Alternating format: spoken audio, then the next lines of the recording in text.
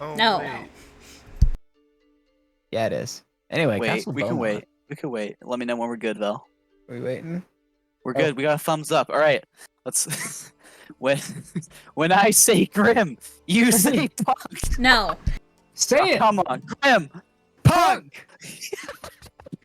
All right, and then in my notes I have pause for imminent and enthusiastic shouts of Punk. That's right. Welcome back, folks, to the Grim Punk Lands of Terra. Last session, our Shardstruck party continued sailing up one of the 1,000 rivers that wind through the Sharno kingdoms on board the Grimpunk. The family owned and operated ship that they had found refuge on. That night, Dandin saw the Arch-Seraph Miklas the Merciful herself, who encouraged them to talk with John. Together, the Lady of Mercy believes they can bring hope and aid to those who need it most. Aww. Enough of that shit. Next day, saw yet another mental meeting with Choom. A mopping competition net Gristle another 110 gold pieces from Figgis the Satyr. Elias continued explaining the art of matcha making to first mate Danica. John performed a ceremony of binding upon the dread blade sheathed on his back. And Coralia helped Dandin begin tinkering with her goggles and magical eye patch.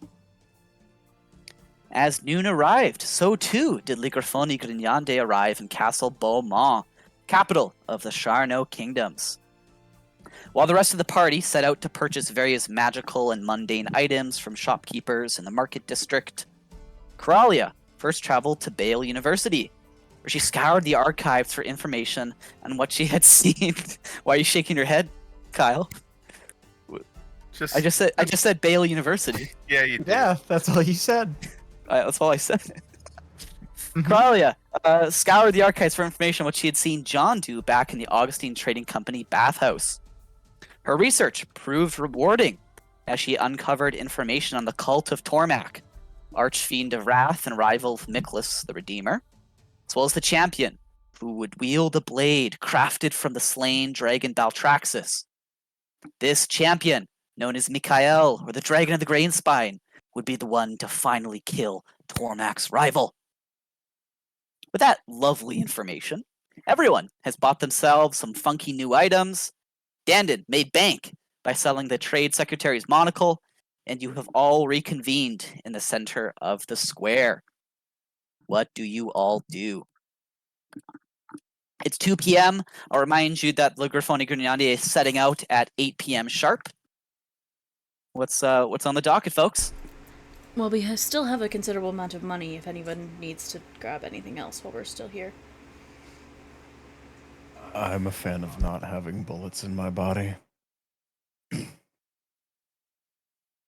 And he kind of gestures down to the splint armor, which, like, there's probably a bunch of stitched holes in between all of the metal plates, and just Certainly. I might need something sturdier. If that's acceptable. Well, you're normally the one in the front getting shot, so I see no issue with it. Does anyone else have qualms about that? No, I hear nothing. Let's go find an armorer. I'll take your silence. Preferably the one that we did not just swindle out of very expensive boots. Dandin is snickering in the corner and strapping new boots onto their feet. Yeah. She's got those new kicks. Watch out. Oh, was yeah, very my upset when you left. I have no idea what you're talking about. We didn't do anything. And how could you say no to this beautiful little face? And Coralia grabs Dandin by, like, the chin and just kind of squeezes their cheeks. Truly the most gremlin Dandin has ever looked in this moment. Let us go find an armorer. Excellent. You head off, staying within the market district. After no time at all, you find blacksmith and armorer. We're looking for armor, so you head to the armorer. That's a fun word to say, armorer. You walk inside. Yeah, you see a dwarf working away at a forge. Ah, come in. What are you looking for? Something sturdy and something big. Well, like a shield? Or like Armor. armor. What kind of armor? Preferably the kind that isn't easy to shoot through. Well, that's all good armor. Are we looking for scale, mail, breastplate, plate? What the fuck are we looking for? Plate. Heavy. Ah, okay, that's better. Runs behind the counter. You see disappears down a set of stairs behind the counter. Is there anything interesting in sight? Like that he has like on display that is kind of Looking around, yeah, you see like, you know, armor sets on like display posts and in display cases. It all looks like pretty good quality. Yeah, kind of. There's no one else in the shop, but Okay. the gear looks quality. Looks like good stuff. Looks like good stuff. Yeah. There's not like back at K-Dress's shop, like there were, you know, lots of marketing material and like advertisements and all that paraphernalia. Here, it's just kind of like there's just armor and like small little price tags and like description of what the item is. Very kind of no nonsense.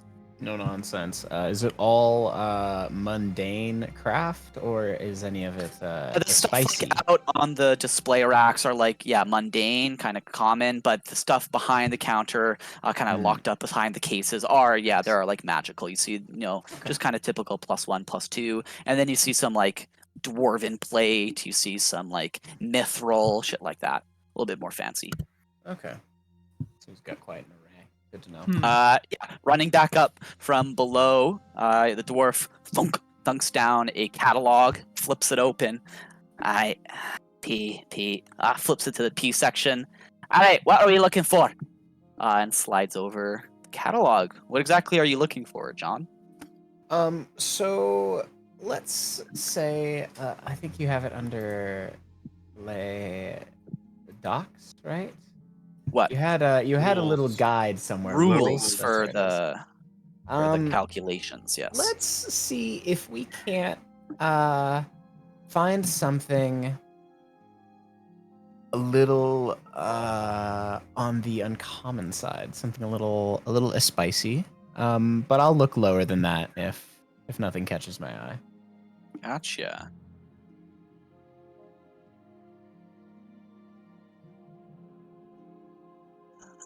All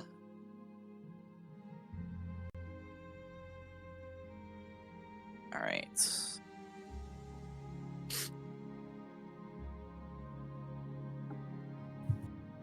Yeah, you kind of state the price range you're looking at, and he kind of filters some of it out, and he starts showing off. All right. I mean, we could do the Mariner's armor. We could do Mithril.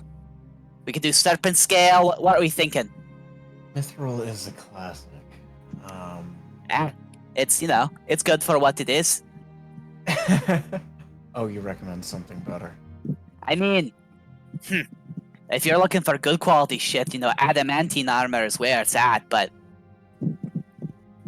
Oh, we all have to start somewhere. yeah. Yeah, I mean, mithril plate is kind of spicy. Gotcha. That would at least make me not a detriment to the rest of the party, who is at least also not at a detriment for stealth. Mm-hmm. Not to mention the 2 rogues. Cool. Do you want to go ahead and roll the d10? Sure, I'll do that. 2 rogues and a guy that can turn into a mouse whenever he wants. So Ooh, how many d10? You said just one or two? d10, yes. D10. It's a 5. It's gonna run you 500 gold. You drive a hard bargain. I gotta run a store, you know. I understand. Yeah, we'll pay that. That's good. I'll pull. I don't know how much. Yeah, I'll shake his hand. I'll pull 500 out of the thing that I was given. We still have 1,100 gold party funds. Sweet. Yeah, and spends like the next 10 minutes or so kind of like fitting you for the armor, making the adjustments so it all is going to fit correctly on you, so that you're good to go. What's the helmet looking like for this mithril plate? Closed face. We're in Beaumont, so it's like a salad style. Yeah, so it's the like the conical swoop back. situation. It's got a. It's got like the little visor. I see. You can lift up the faceplate of it or lower it down. That's pretty good. Yeah. Other than that, though, not very much. Not decorated a whole lot. Yeah, nothing crazy. Yeah, nothing crazy. That's honestly, that's probably fine for the time being, at least. Hey. Are you one of those? One of those knights? Are you gonna need a tabard or? Actually, this might be a strange request. Do you have any, They're like Jacob talking to Blake. They're like the like bucket helmets that you'll see on chainmail, but Yeah. this is plate. So I don't know if there's anything analogous to that. Goes just jigging something around, so I can starts get a bit of air throwing easily? helmets up, flying, landing on the counter. Here we go. Pulls one out. It's looking a little dusty. There's some like cobwebs in it. Try that on. I'll give it an attempt. See how it runs back and forth. Looks good. Looks like it's Functions gonna well. makes again a few kind of like minor adjustments. Tightens a little strap at the back. How's that feel? And then it smacks you on the head. Bang. Sturdy. I mean that's what I do. So, yeah. So excellent. Yeah, we pay the gentleman. I receive that armor. Splendiferous. I don't want to take up any more time. Hey. Did anyone else? Hey, you. I'm looking for studded leather. Studded leather. Flips to S. What kind of studded leather? Is there just regular, or are you looking for a magical variant? Just regular. Gotcha. Just to add +1 to the old AC. Oh. I need it kind of small. Oh. Yeah, I can see that. He's a little feller. I'll run you 50 gold. 50, huh? 50. I got to make some modifications for this one. Okay. But they better be good. Yeah, and yeah, make some modifications, fits you up in it again. It's like you're buying a suit, it's like measuring it in seams and shit like that. Hey, don't touch that. No, you gotta. Trust me, I don't want to be touching it, but you want everything to hang in the right place, you know what I'm saying? It's part of the process, Yeah, Bristle. it's You a just have to very- get used to it. It's like very rough manhandling kind of, but it's brief, if nothing else. That's the important part. Alright, you're good to go. Thank you. Alright, you pay your 50 gold, John pays the 500. Anyone else?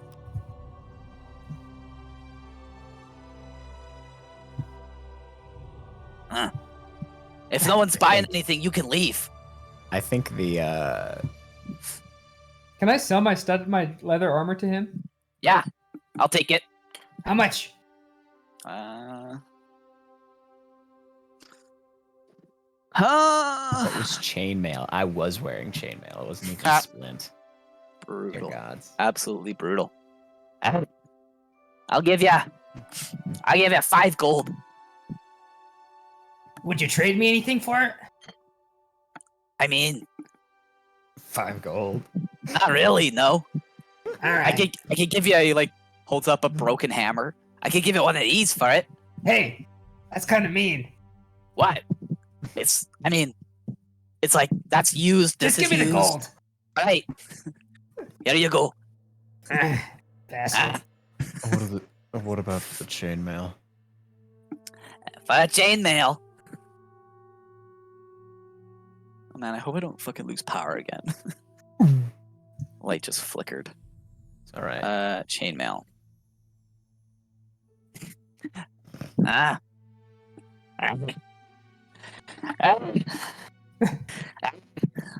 It's looking at it.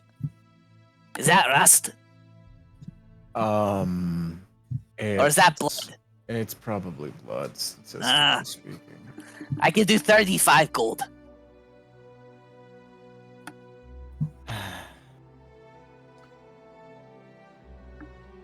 Maybe I'll find someone who needs it. And I give him a little wink, and I'll roll it up and I'll put it away. Gotcha. Maybe the Save witch me can use from it. cleaning it.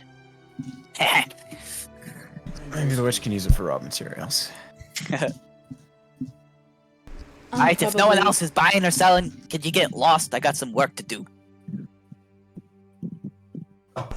Sounds good to me. I leave. Bang! Bang! And you leave the shop. And the clanging is not from my armor. John, Remarkable.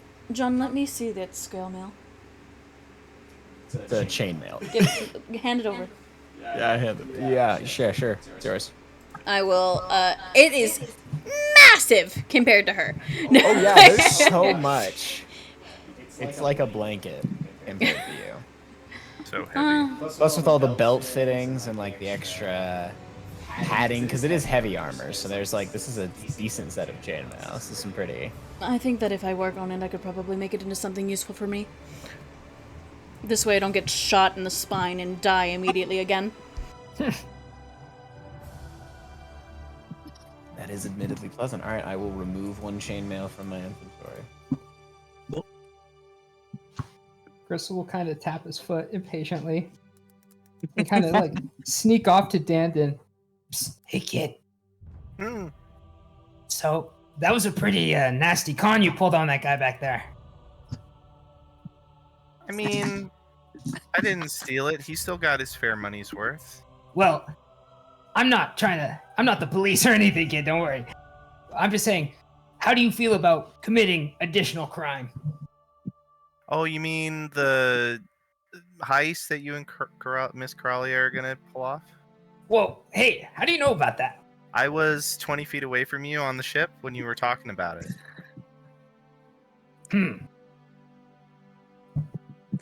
Well, Well, then, do you want to come with anyway? What are we stealing? A scroll, right? That was what you heard. Yes, you have to talk to Ivy, but you're Oh yeah, stealing we have some to kind talk of to scroll. Ivy. I recently cleaned up and I misplaced my paper.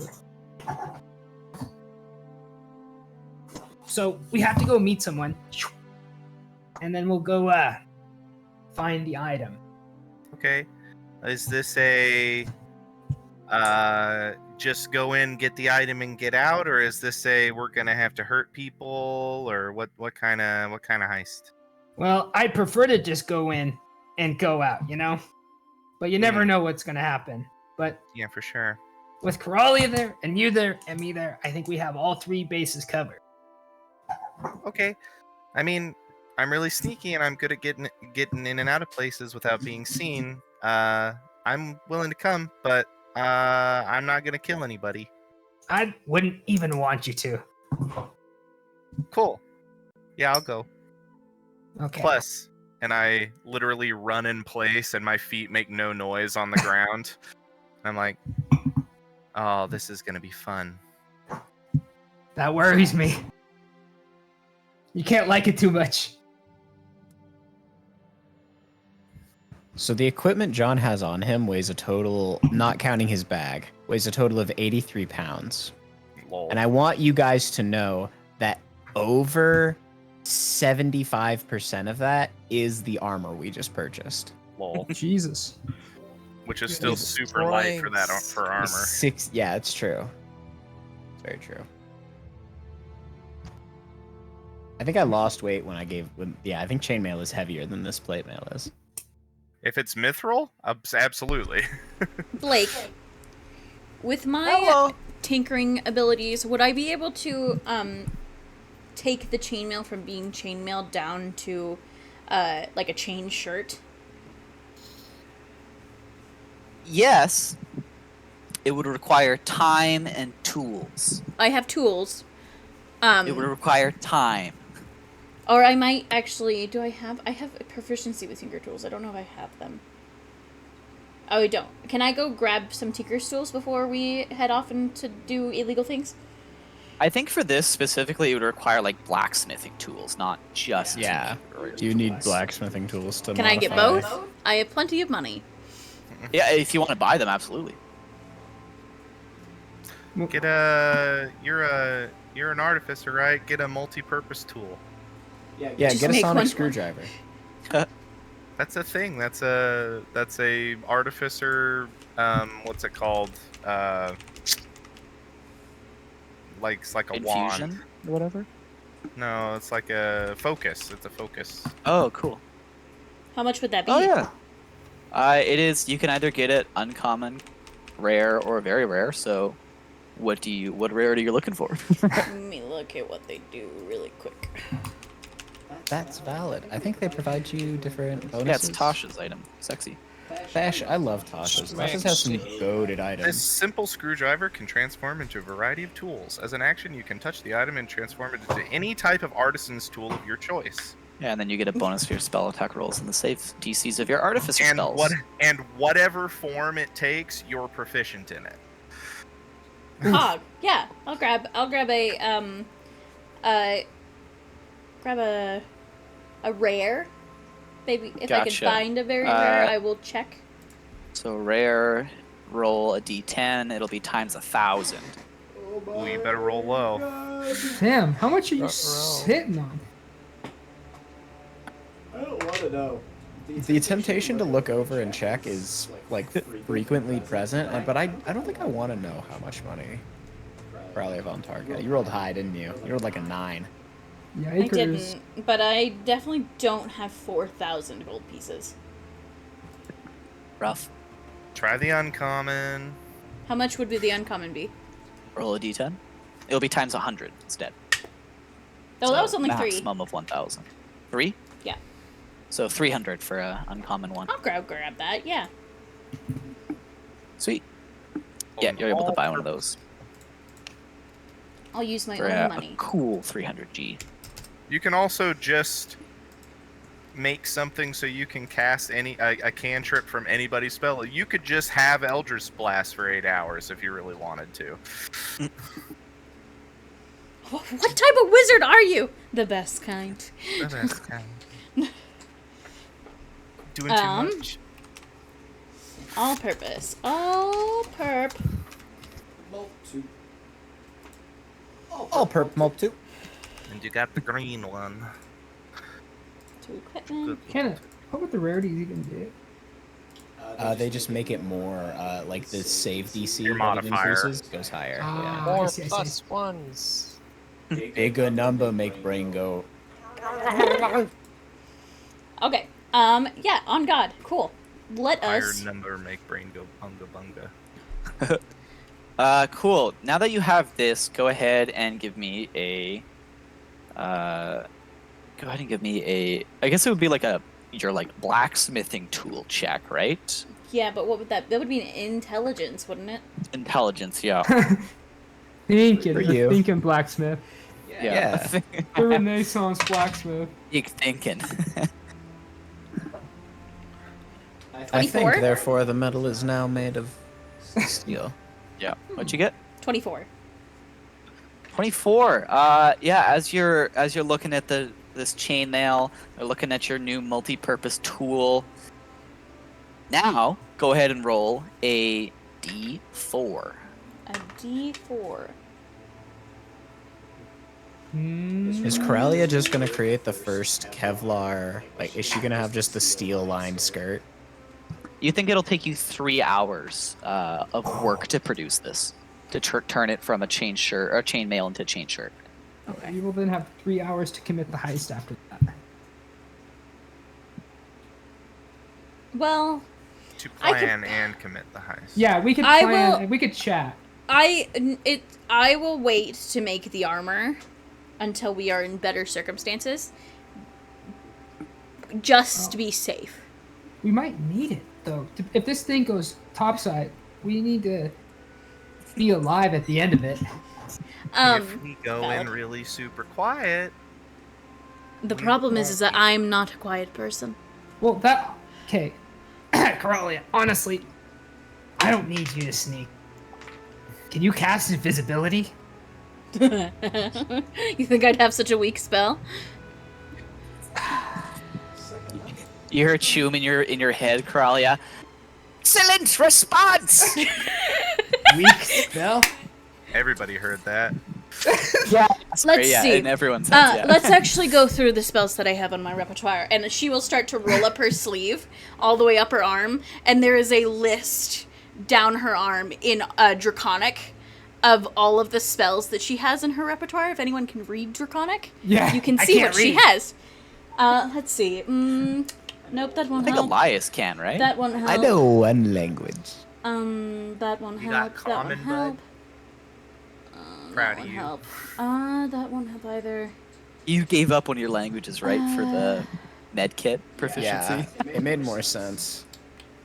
I definitely have things that would help us in a sticky situation, but I do not have invisibility. Goddamn spellcasters. It's like the best spell ever.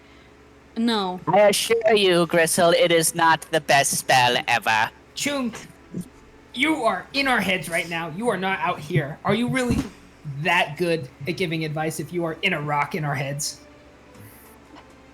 Point taken. But fine. Just On God. If we get into a problematic situation, I will have the means to get us out of it. okay. You wonder why Gristle's teammates keep dying. It's the get the fuck out spell. That's what I call it. Damn it, it's gonna be another bloodbath.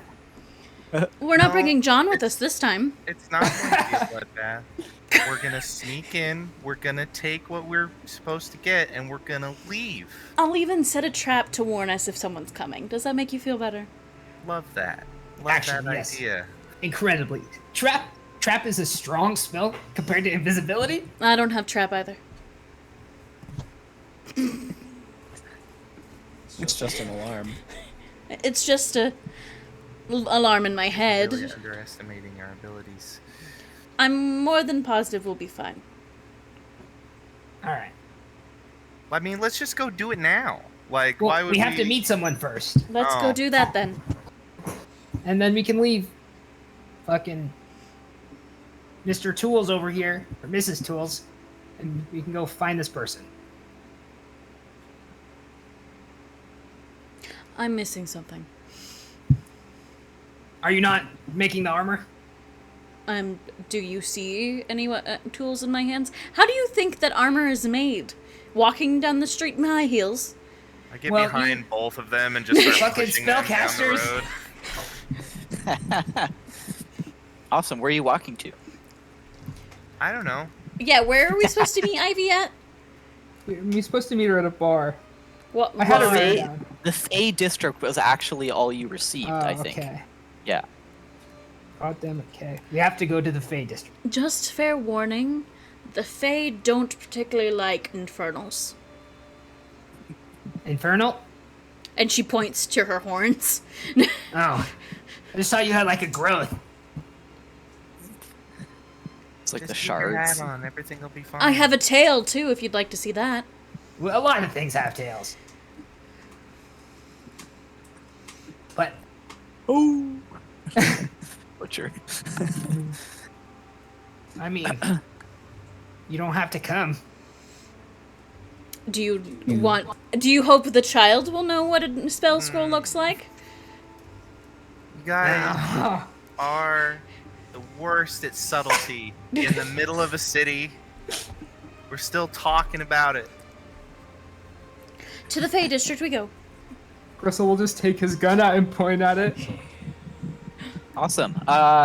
Yeah. So in the center of town, Coralia, you remember you checked like the map to figure Yeah. out where to go to get to Bale University.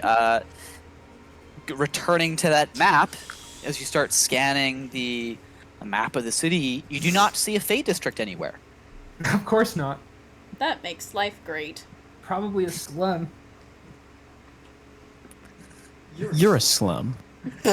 Well, people don't like the Fae, right? Wait, actually, On the hold on. contrary. That's Oh. perfectly canon, because goblins are fey. Given Are the they? fact In Charnot, if nowhere else, the Fae are held in extremely high regards. Oh. Given the fact that the city is in accordance with the Fae, I would guess that they probably just aren't within the city. Oh man. Maybe it's a district that moves around. It's I all wouldn't put it weird. past them. It's like wherever the fairies Have you decide been they to want to the- put the door. Have you been to their dimension? It's hell. Actually, Fairyland? What Oh, makes damn. you say that? What? That the Fae dimension is hell? I wish we had Antov here. He would know what to do in this situation. I've heard some stories. Hey, he always gets things done. Of course. Like putting us Sure. in barrels of fish. We survived. And we were fed.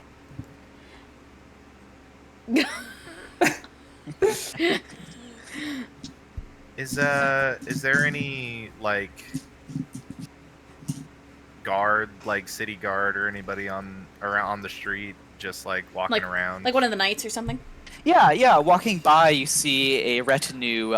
You see a knight clad in emerald green plate, has like an extravagant lance sitting at their side. Has a couple squires walking in front, leading the horse. Hmm. They're trotting by, and then behind them there are a few other like squires and soldiers wearing, less extravagant armor, but Mm. following this knight along. I think a knight seems too important to go ask a silly question to. I mean, you're a child. I am. That You is would prob- true. Yeah, go play it up. Yes, Dandon, go be Uh, cute. You're good at that. Here, I'll send the dog with him. Get on the dog. Ah, cool. I ride the dog. Charges, through the square towards the knight. You see the knight's horse just kind of gets startled and rears a little bit. Very quickly, again, like the squires and these soldiers kind of are about to draw their weapons until they look at the dog and see you on its back, and they kind of start laughing a little bit. Everyone kind of relaxes. They get the horse settled down, and the knight from on top looks down at you. Oh, hello! Hi. What can I do for you, small child? Do you know where the Fey District is? The Fey District. Oh, you are new to the Castle of Beaumont, are you not? Very. Oh, well, the Fey District, don't you know, is all around. Tell me, child, what do you know of the Fey? Of the pact between our noble knightly chapters and the sacred land and the spirits that guard it. It's just so. Mm-hmm. What do you know, child? I know that. Nothing. The pact is most sacred indeed. But if you wish to find the Fey District, you must abide by the Fey rules. A land governed by passion, by nature. My child, you must follow your passion, and you will find yourself in the Fey District. Now, onward! And the horse And he set off, trotting through the street. You see, like, a few people have started clapping. Oh, yes! Sir Bronwyn the Bold! I trot back up to everybody else on the dog's back, and I just go, Yeah, just before you leave, Butcher just, like, lifts a leg and pisses where the knight was. Yeah. And then trots over to you all again. well, it's wherever our passions are. That's helpful. So it's like Well- a puzzle? Like a riddle? I like money. You do like money. Are you hoping But- there's some type of gambling ring somewhere nearby? Well, my passion is money. Well, he said that specifically it would also be a place probably with strong ties to the land or to nature, which could just be this whole city, I guess. I don't know. But... Or, I don't know, there's that weird forest on the other side of the river. Maybe it's over there. Oh no, do we have to go in the fucking Grove maze to find Ivy? I am going to go check something. And I will start to head back towards Bale. Sure, yeah.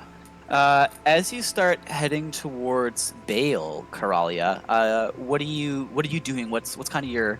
Describe everything that you do in this moment. Given the fact that the very ostentatious knight suggested that anything that is your passion leads you to the Fey district, in knowledge is Coralia's passion. So, logic would state, if not, I'm gonna just go ask the students there. Awesome, yeah. With that in mind, then thinking about, your passion for knowledge, the pursuit of knowledge, and as you start heading towards Bale, give me a wisdom saving throw. We're going to the Fey realm, boys. Oh boy. That's a 13, God. That, 13. Carly, you round a corner, you'd have to take the next left and then follow that street for a few blocks and then you'll get to Bale. You round the corner and you are not where you should be. You are looking around, you're in like a very different part of town. It's the buildings, the large stone structures, all signs of this bustling city have receded. It looks as if it is, across a field from where you are. You are out of the bounds of the city, certainly. Are the boys still behind me? No, long gone. Oh no. And as you look around, you see the woods have appeared very closely behind you. It seems like you've somehow appeared there again. Cities in the distance. You've got this small little shaded, secluded woods directly behind you now. Oh, this isn't the worst thing that's happened to me. And I will head towards the woods, I guess. As you step into the woods, what is everyone else doing? did Where'd we you see go? Coralia disappear? Coralia went around a corner, and if anyone followed Coralia around that corner, immediately was gone. What the fuck? I think she made it. I will, Chum, are you still there? Hello? Coralia, where are you? Yeah, where is Coralia? Oh, where's I don't know. Coralia, where are you? I'll relay it to everyone.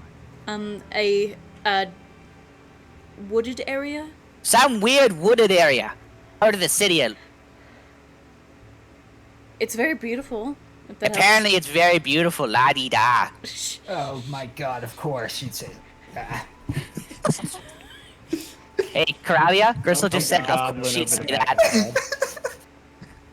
This Oh, is why John smacked him. John smacked him. Well, at least he's good for something. Anyway, I will. And she just said at least he's good for something. You know, I gotta figure out how you can all hear everything that's being said. I don't want to. This is fun, but You really can't just, like, it's not just a. You could open a setting for channel. you. Can't just You're flip a an switch. all-powerful wizard I of have to some look kind. into it. Can't, I like, don't have time for this conversation anymore. You have. You have nothing but time. I have research to do. And you feel the skull fade from your mind. What Gr- fucking Gristle will research? just find the nearest like guard. Where's the nearest bank? Where's the nearest bank? Where's the nearest bank? What? Why do you want to know? I have a lot of money I need to deposit. Give me a persuasion check. Can I perhaps do a deception check? Yeah, deception. Sorry, yeah, this is a lie. That is a 20, a dirty 20.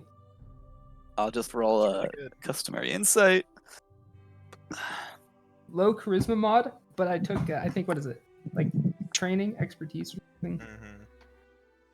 That way. 2 blocks north, 1 block west. Ah, thank you. And he, as he goes, does he have anything on his person? Like any little knickknacks or bags? Well, the guard? Oh, it is a guard. Does the Yeah. guard have any money on him? Yeah, the guard has a small little coin pouch at their side. As I go, can I like snag it and then run off really quick? Give me a sleight of hand check I've been waiting for this. and a stealth check. Oh shit, okay. Sleight of hand. That is a 19 plus a 15 for a Holy shit! Jesus Christ. yeah, 34. 34 for a 34. I might as well just take his whole belt and have his pants fall down around his fucking ankles. Yeah. I just sling it over my shoulder and then I will roll the stealth check. Yeah, so you've got the belt, you've got the coin pouch. Oh, and that is another 19 for a 26. You see the guard. Thank you. I thought I was gonna fall. You steadied me. You know, I wish more people were more like you. So You're welcome. Turns in the On opposite what? direction, steps, pants drop. What? And you are gone. Oh. Crystal, where are you going? To the bank to follow my passion. You Crystal will sprint just- off, and I think especially with this immediate theft in hand, roll your wisdom saving throw with advantage. Pardon me, with Oh. disadvantage. With disadvantage. The first one was a 20. Like Yep. an actual like nat 20. And the second one is an 8. Gristle, you sprint around the corner, cackling with glee, the coin pouch in hand, and you round the corner. You are beside Coralia. Oh, hey, that's convenient. Do you have someone's belt? No, because Open it's one. my belt now. I see you followed your passion. Yeah. Gristle will tie it around himself and pull it tight. Yeah, That you're able belt- to like do a double loop. That belt is exceedingly too large for you. It feels just right. Go ahead and roll me a d20 as well, Crystal. That is another 8 with no modifier. You also can add 8 gold to your inventory Oh, lovely. from that coin pouch. Gristle making small money moves. Awesome. What are John, Dandon, and Elias doing? As you see Dandon round a corner or Gristle round a corner and disappear. Just creatures Wow. away real quick. You're up, Yeah. kid. I wasn't invited. Okay. I just like gesture at the path forward. Right. Passion. mm,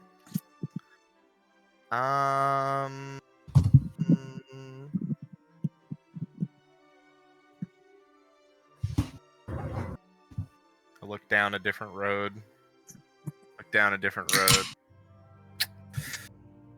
Definitely this way, and I just start walking in a direction. Dandon, as you start walking in your direction, what are you doing and what are you thinking?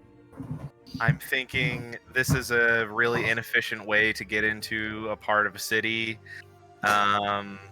And I really just want to find Coralia. Gotcha. Go ahead and give me a wisdom saving throw with advantage. With advantage. Ooh. Oh, that's okay. It's not a nat 1. Where did the thing go? A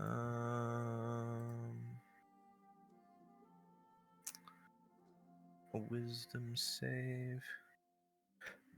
17 with advantage.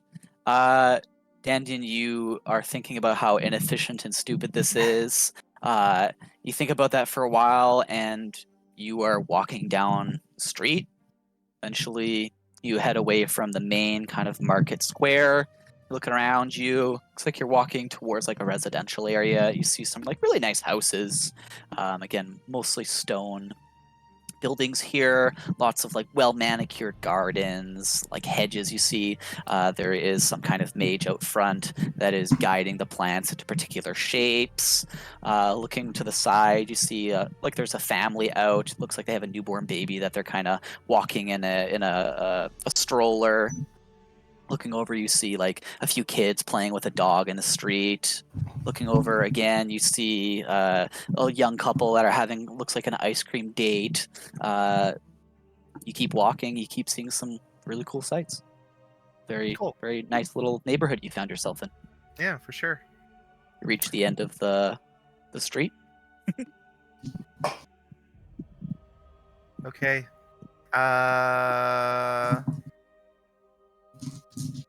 I don't think Dandon has the capacity to get to the Fey District. What does At least Dandan on do next? Yeah. purpose. Was I told the meeting was in the Fey District or the heist was in the Fey District? You were told the meeting was in the Fey District. Cool. I am going to retrace my steps because I'm a street urchin and I know how to maneuver around cities.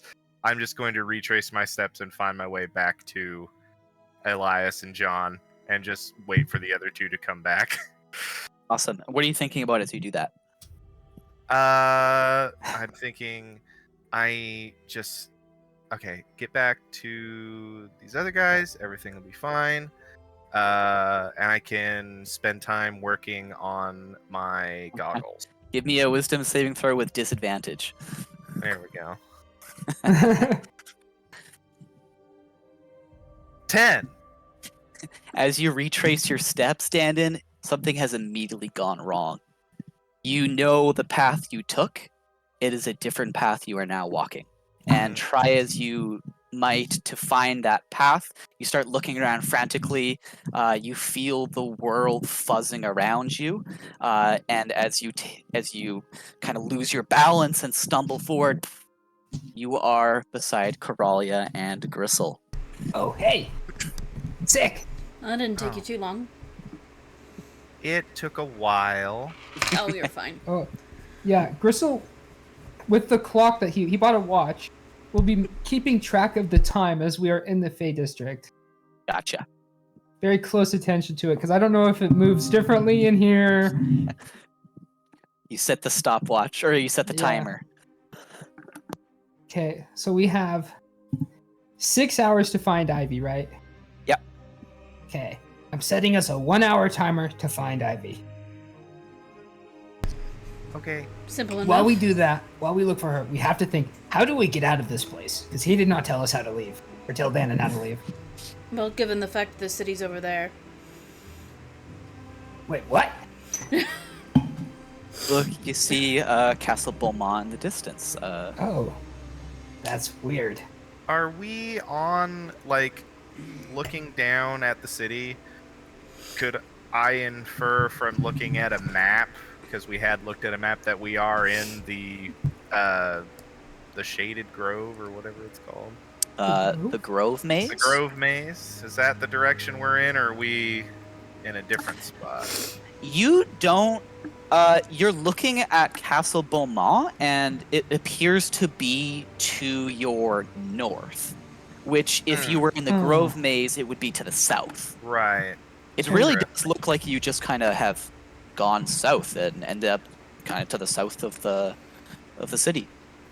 Okay. So, like in 1,000 rivers, but like really close to the city. Yeah, like just not that Okay. far away, like a 15-minute walk away, Why do maybe a mile. why do they feel the need to teleport us? Because it's funny.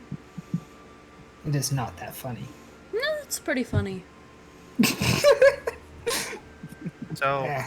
a goblin, an ASMR, and a tiefling walk into the Feywild. That can't end well. I just want to say, you nailed it, Dandon. Nailed it. What? I figured hey. you were some kind of Elias, angelic I guess kin. Standon made it. Yeah, we cut back to John and Elias still standing in the market square. You just heard, Dandon, you nailed it. Shit, I guess the kid made it. I don't know if I don't know how the others roped her into it. I do. I do know how they roped her into it. It's not like they need any more gold or funds. I don't think that's how they see it. Blake. Don't worry, Dandon. We'll give you Gristle's share. Let's go have a nice supper. While we wait. And I'll pull out my own watch and I'll just clack it open and check the time. Yeah, We've got it's like 6 2:15. hours. Yeah. Well, since we'll have the supper, you'll have time to tend to your new armor. Break it Maybe in. we'll find some John immediately information looks about around that. for anything wooden. Yeah, you see like there are some market stalls that are wooden, but like Yeah. around the central kind of like fountain is market district, there are some like very beautiful benches. Yeah, the nearest piece of wood, John just knocks on it twice after he said what he said. Give her a knock. Because he said break her in, and he's just like, no, wait. And he just does, he knocks real quick. Choom, I don't know. I know that you're busy doing whatever it is that you So do. busy. Would you mind relaying a message for me? Just once. I really gotta figure this setting out. Yeah, but yeah, what is it? Tell John not to do anything stupid with his armor. I have plans for it. John? Yes, Chum. This is, don't do anything stupid with your armor. She's got plans for it. I mean, like the implicit, kind of unspoken part of that is that she thinks you're gonna fuck something up, left to your own devices. But I didn't. That wasn't me. That's Coralia who said that. I did not. This June guy's got away with words. You want me to say something in return? Don't egg him on, Gristle. No, I think it's okay. All right. Coralia, John said it's okay, but the implicit kind of unspoken what he said was that it's not okay. A single tear. All right, I'm gonna go back to trying to figure these settings out. Jacob died. Jacob fell out of the chair. I hate him so much. I hate him While I'm so working, you might much. find some tunes and Wonderwall starts playing. No, I'm just kidding. No. Wonder Oh God. I have a thought, like, that I would like to test because I have this eye patch, and it has a couple of interesting features, and one of which is my mind cannot be read unless I let it. Yes. So I am going to think at Choom, but I don't want him to hear it. I'm just going to think, hey, can you hear me in my head? Gotcha. And you've attuned to the eye patch? Yeah. Just roll me a d20. Just whatever I rolled. Just the, I rolled a 3. you think Hey Choom, can you hear this? No response. Interesting. Silence. What a. Interesting. Cool. Oh, you guys want to know what I just found out that I have that I forgot that I put on my spell list? What? I have silvery barbs. You did use that a couple of times. Have Yeah. I? Every time you've used it, you've got. Oh, it's gotten horrible, right? Yeah, every went time worse. you've used That's it, the why I second pushed roll it out of is my crit. mind that I had it on the spell Yeah. list. If you look at her arm, look at her arm where where all of her spells are, there's one that's just marked out in red ink. Yeah. Also, every time you use the spell, it's been to make something not hit you, but your AC is so low it still hits you. I know.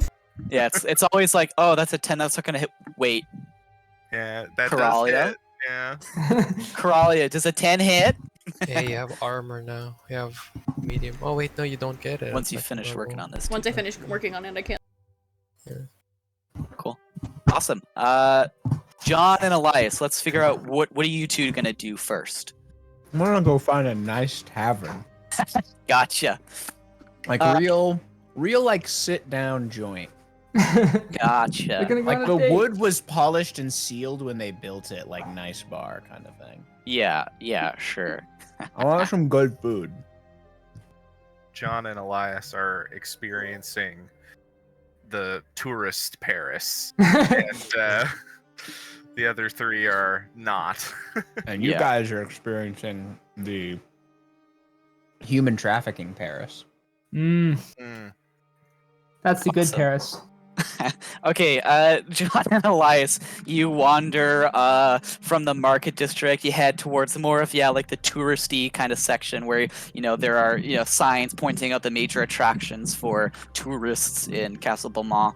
After walking for a little while, you see a place called the Accidental Castle, and looks like a pretty nice restaurant. Hell yeah, dude.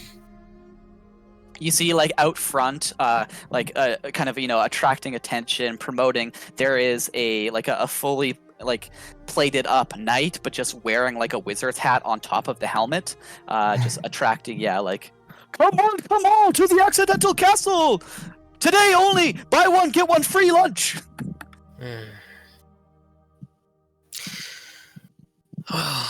I can't. I say ignore no. that one and I keep walking. God damn it! No, John knows what he's looking for. No, that food's gonna suck. You think? I'm looking for a place with no advertisement, shitty, old, like not broken, but like old sign. Yeah. Needs to be updated, but could probably wait a few more years. Like that's what he's got his eye out for. Yeah, as you keep walking for a while, you get off the main kind of tourist drag, start wandering into an area that there's less foot traffic. You see that, however, looking around, it becomes very quickly clear that there are more locals here. You keep walking after a little while, and you notice a place just called Eel Tav. Like the ERN is just faded into nothing. I kind of. What sort of door does it have? It's got an old wooden door, very, very aged. But it appears like it's hanging straight. It's not falling off its hinges or anything. That one seemed to have a good deal though. Buy one Is get it a good? one. Is it a good deal if we're both sitting over the edge of the ship in 2 hours? Yeah, probably not.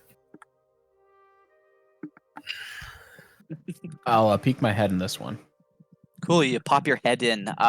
You hear a healthy murmur of guests sitting down and having a meal. Give it a sniff. You smell. Yeah, you smell. Nothing is extremely strong, but it takes you a while to kind of sort through all of these smells. You smell, first of all, a nice stew. Like there's some meat in there, there's some vegetables, there's some spices for sure, but nothing too strong. You keep sniffing, you smell like a shepherd's pie kind of deal going on. You smell just some, is that fresh baked bread? Yeah, that's fresh baked bread. You smell that. Keep smelling. This is it, Elias. Do they have any As deal? soon as you said bread, man. As soon as you said bread. I don't know. I think we have to actually go in and ask. Well, I am getting hungry, so. And we got a couple of hours to kill. Might as well try a couple of the local cuisines. Awesome. As you head in, then you see. You just walk in. There's no, host or anyone trying to like sit you down. You just find a table, a bench. You sit down. After a little while, a waiter comes over. You see they look to be like a shifter. They kind of, like mostly humanoid. A few kind of like suggestions of like an animal kind of transformation that maybe happens. Comes over. All right. Hello. What are we looking for today? What's your favorite item on the menu? I mean, we got the perpetual stew going today, but I mean, I ate before I started my shift, and shepherd's pie is looking good today. I look over at Elias. Well, that's what I was gonna ask earlier too. Anything else? What are you in the mood for? Something filling. I mean, the shepherd's pie is very filling, but I mean, other We'll than take that, two shepherd's pies. He's pushing it. good man. Do you have and tea? and to drink tea. Tea What? for me. Thank you. She sounds good. Yeah, and heads off. After a little while, you see kind of like behind the counter of the bar, there is a hobgoblin, got like hair pulled back into a pony. He's got some like mutton chops, and makes some tea, slides it over. Waiter comes back around and deposits some shepherd's pies for you all with some like ginseng tea. Jeez. Yeah.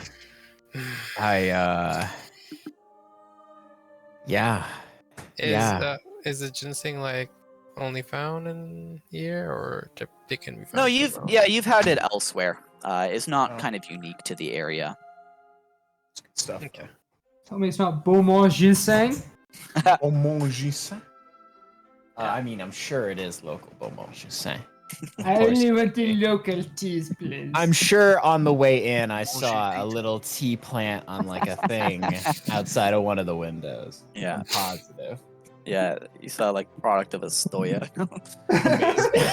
Oh barrel. boy. Hey, I mean, say what you want. It's still good tea.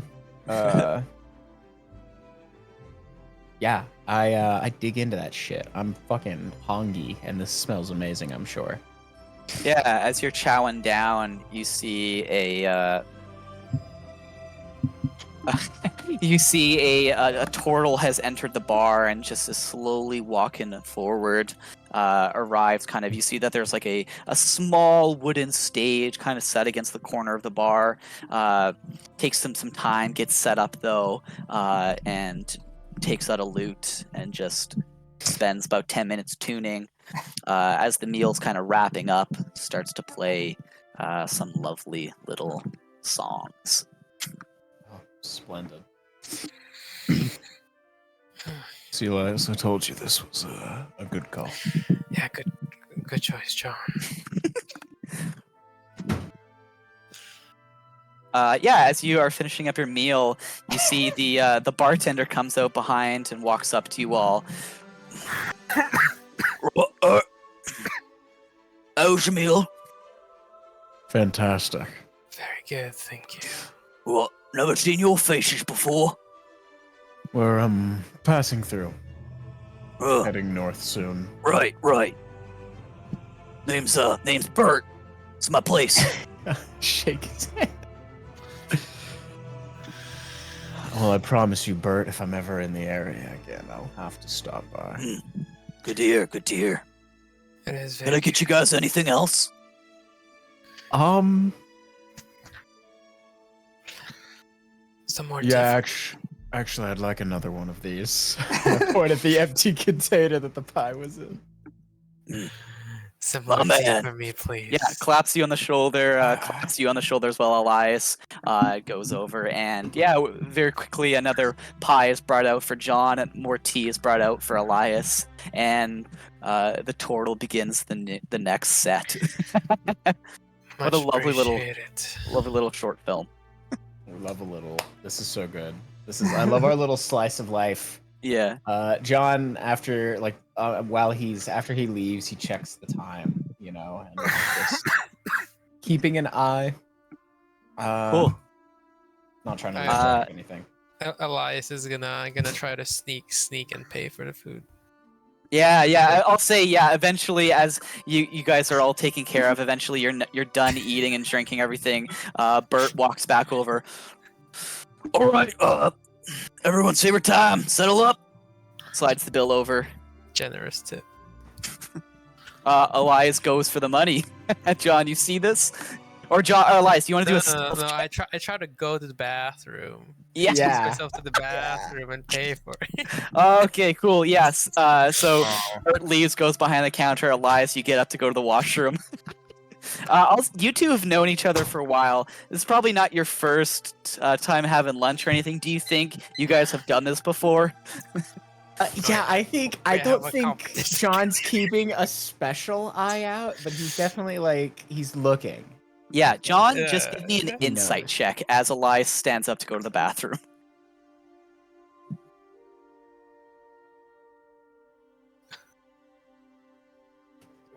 Really, 24.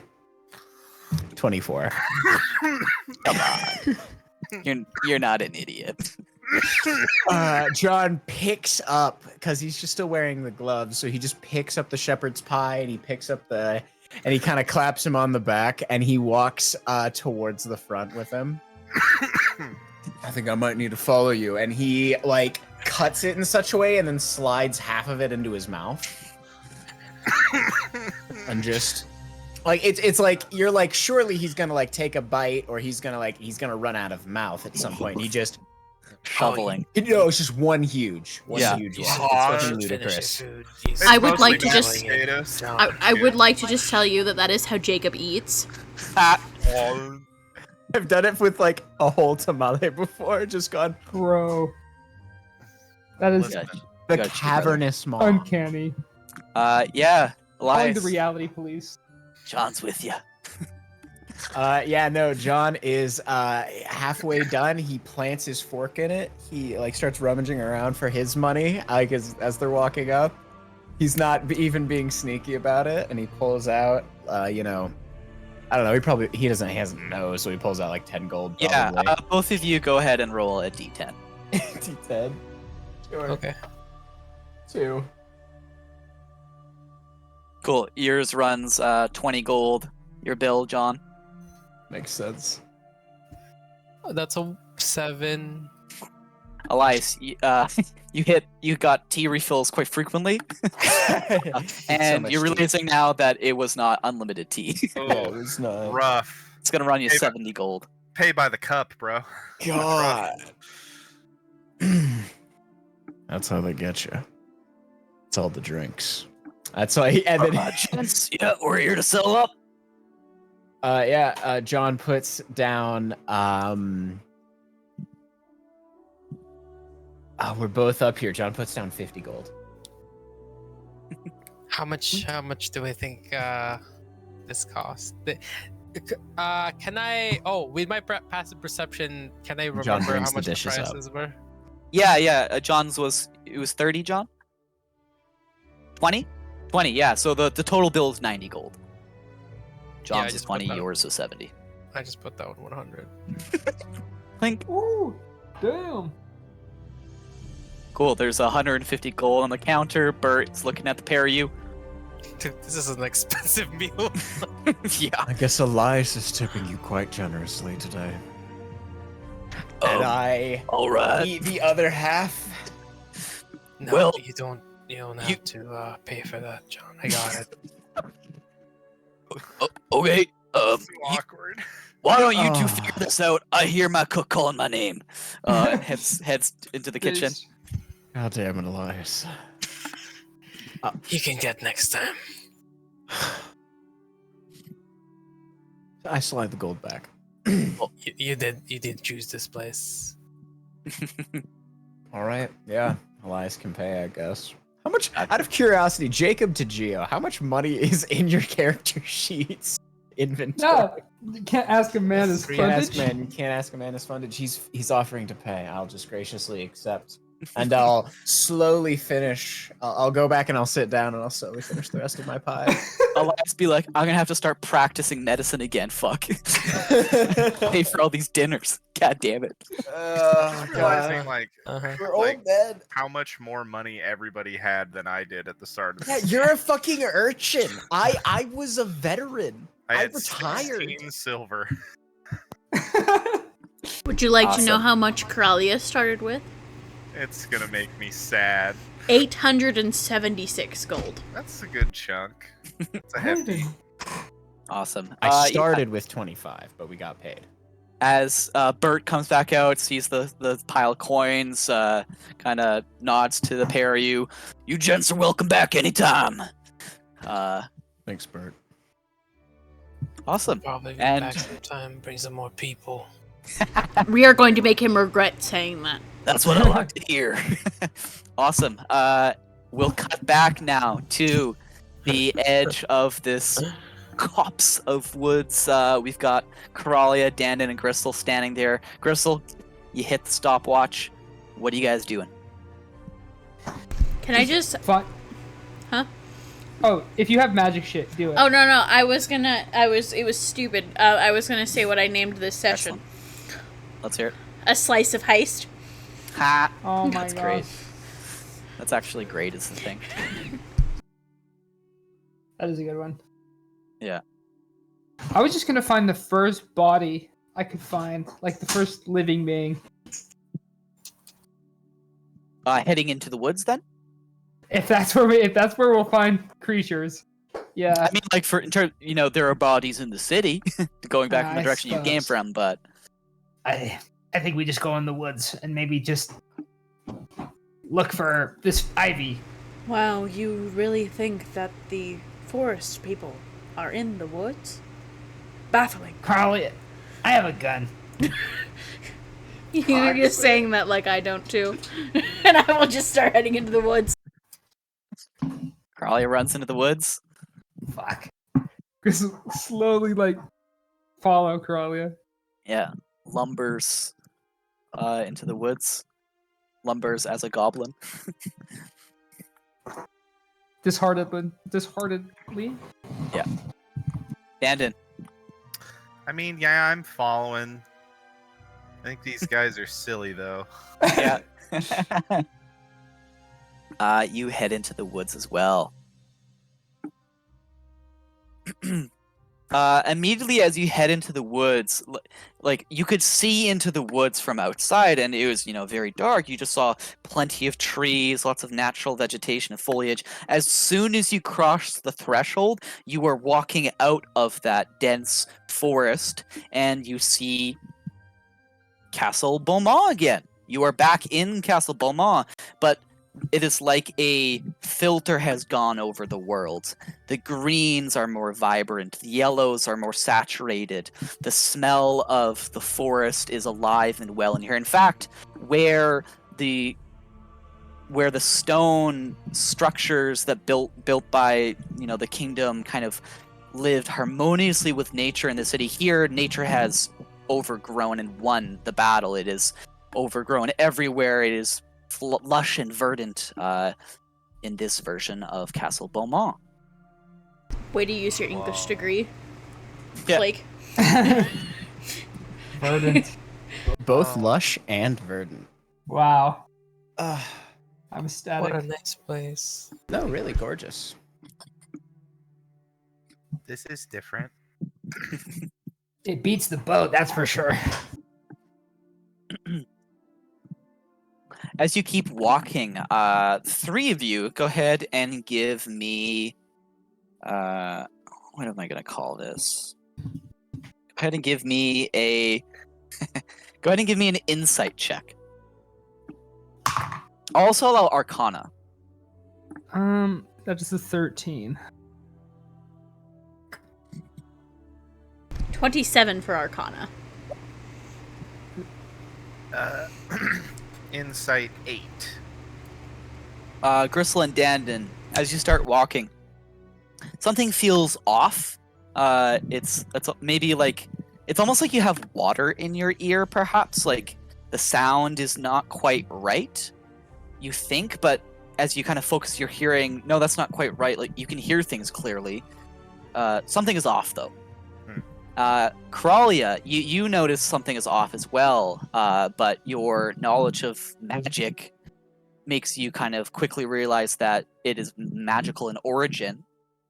You feel your emotions are being kind of affected by this place. The feelings that you would feel are heightened. So, for example, your inquisitiveness at noticing this is it becomes almost all-consuming. But in that kind of moment you realized what was happening, you were about to start pulling out books and trying to uncover the mystery here, but you realize that.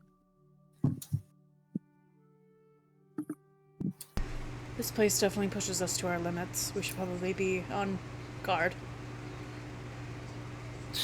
I'm always on guard. I'm gonna grab Dandon's hand. And just start guiding him with me. Awesome. Dan's eyes are. They're like cat, like full zoomy cat eyes, like full dilated. Awesome. 1 second here, sorry.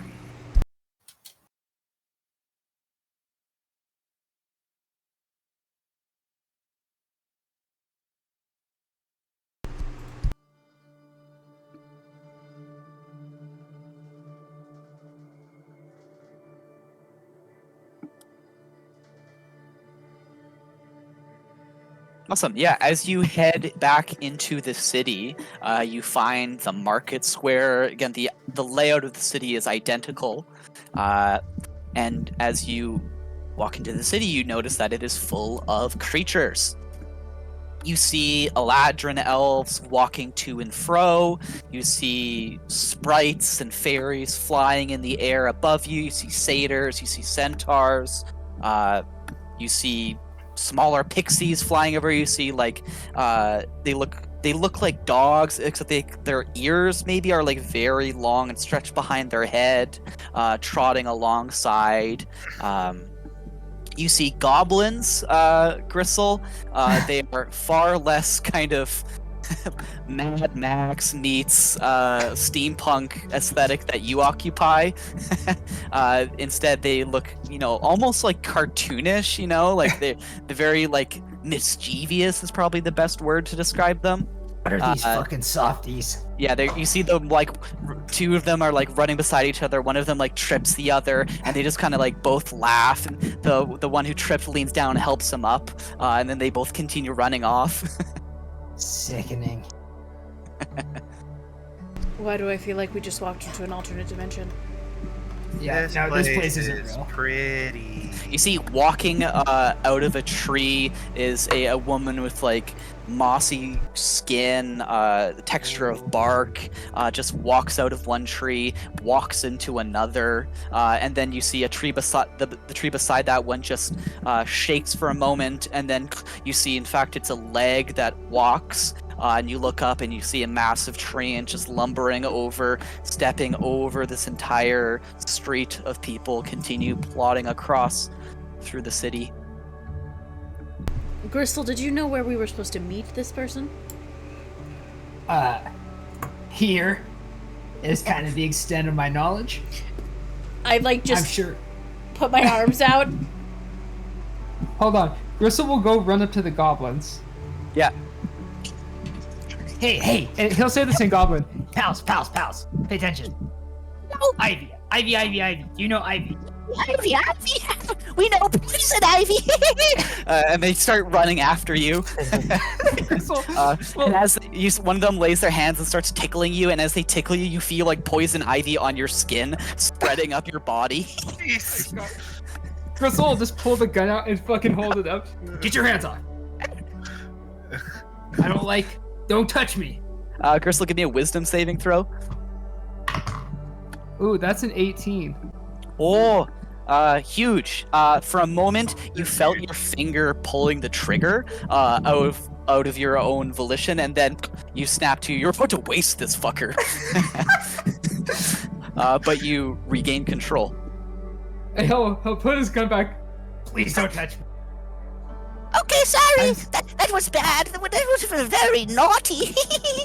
Wait, yeah, we're different goblins. Coralia, I see 3 gristles right now. Are You see okay? the two brothers, whatever, you don't know their entire relationship. They've linked arms and are just now like spinning and like around you.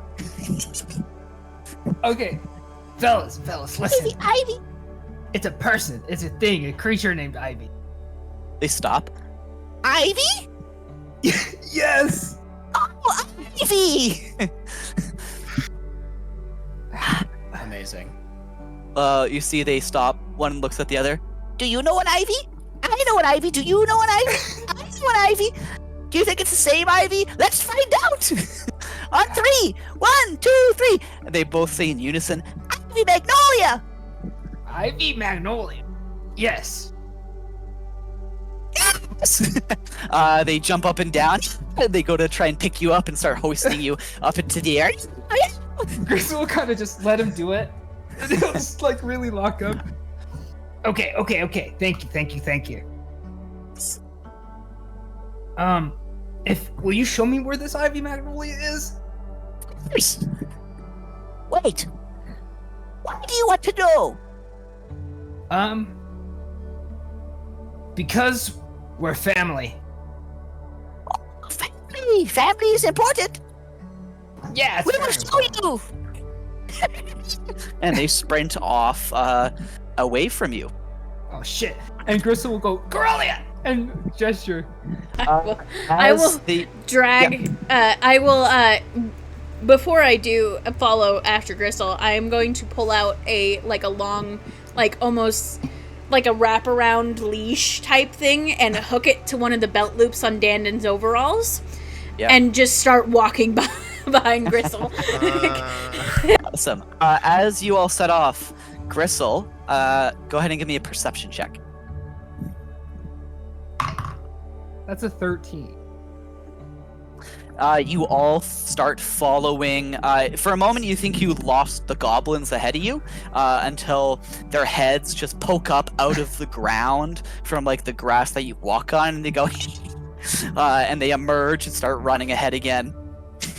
I don't like this, guys. Now I'm being reminded as to why, or explained more so as to why my mother hated the Fae so much. I feel like I just smoked all of whatever it is that John smokes. Yeah, as you start following, they are sprinting through the market district in the center where the massive stone fountain lays in the material plane. Here you see the water itself is looks to be like a few nereids, like ocean or like water spirits, and they're just kind of dancing in the water and making it do all kinds of extravagant moves, coiling through the air. One moment it looks like a flower that is budding and opening up for the sun. The next it turns into a seahorse and you see an elf riding on its back, and then it changes shape once more. You know, have you guys seen the movie Fern Gully? Yeah. You know that moment where Hexus enters the Fern Gully for the first time? That's what's happening here.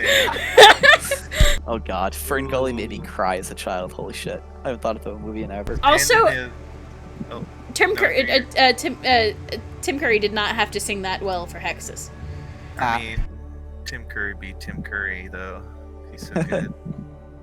Dandon in this stupor induced by just intense emotions, just doing their thing. I'm just walking along behind Coralia and just touching stuff and casting the light cantrip on it, so it just glows as we walk. Yeah. Awesome. In fact, as the three of you follow these goblins and you pass this fountain with these naiads and nereids in it, all three of you go ahead and give me a stealth check. Is this my boots only give me advantage on stealth for sound, so would this come into effect? This does not affect anything physical. That is a 12. Mine is a Yours is 22. what? Okay. 21. We got these two fucking rogues in here. Both of you, you are able to pass the fountain without anything happening. Coralia, as you pass this fountain, and you're, just kind of looking at it as you pass by, you look and you see a naiad is like staring directly at you. And as you pass, what is something you are feeling very strongly about? I'll allow you to interpret that in which direction or what specifically that emotion manifests as, but what's a strong emotion that you are thinking about or that you have? Something you're passionate about.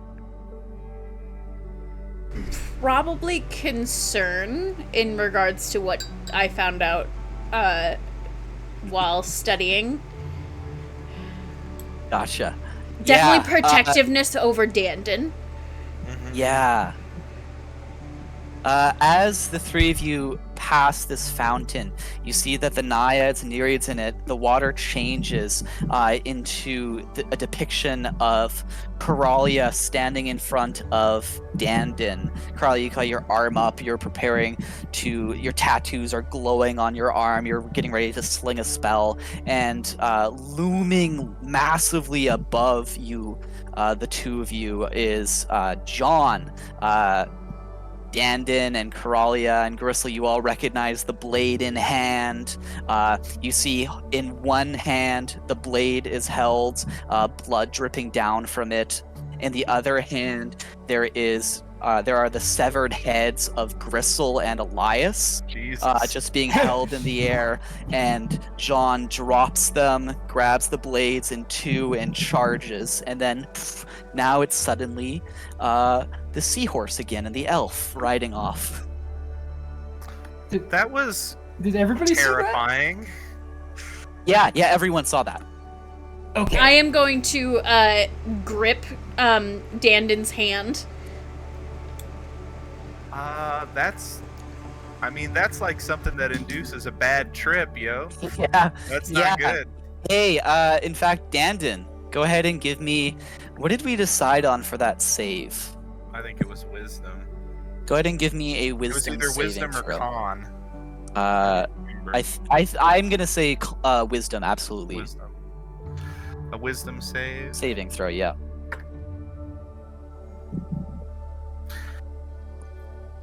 Six. Dandon, would you like to narrate what happens next? Yeah. As you are seeing this image, and even though it's changed back into the seahorse and that nice looking elf on the back, you know what you saw. I do. That hard switch of emotion shifts, and I think Coralia, who's now kind of realizing what's happening and going towards Dandon, sees my whole face just go pale, and there's a beat, and I just, in a very small voice, just say, "I'm sorry." And radiant light explodes from my eyes and from my mouth, and my hair catches on fire, and I kind of start to float just slightly above the ground, not very high, and just this radiant white light pouring out of me. It would be almost beautiful if it weren't for the intense scream of agonizing pain as the fire is clearly burning my eye sockets and around my mouth as I now stand here screaming in the center of the street. As the light erupts from Dandin, Coralia and Gristle, I'll say you guys are close enough. How much damage do you guys take from Dandin, Kyle? Everybody takes 10 points of radiant damage. Damn. You'll take 10 points of radiant damage as the light emanating from Dandin, while it's certainly doing the most to Dandin, has reached you and you feel it searing your skin as well.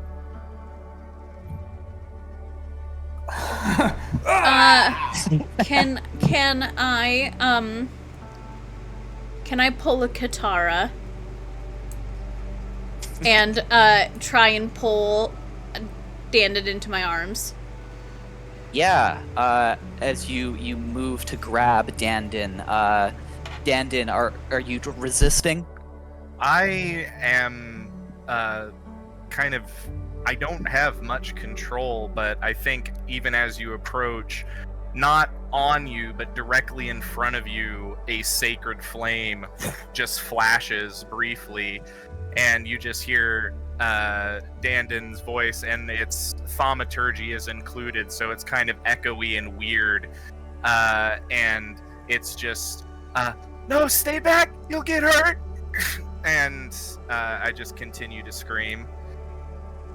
I'm gonna pull the cord that connects me and Dandin until she is in my arms. You pull Dandin in close and tight to you. As you settle into Coralia's arms, Dandin, go ahead and give me another wisdom saving throw with advantage. He won't hurt you. I won't let him. Even if he could. 21. Dandin, the light in your eyes, for a moment you think it's going to burn the eyes out of your sockets, and then it is gone. You are blinded. You can't see anything. Yeah. But you feel just a tear trailing down, several tears trailing down your face.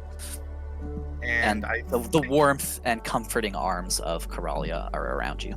And I am very rigid, and I think more tears continue to flow, and I'm just sitting there, and I'm sorry.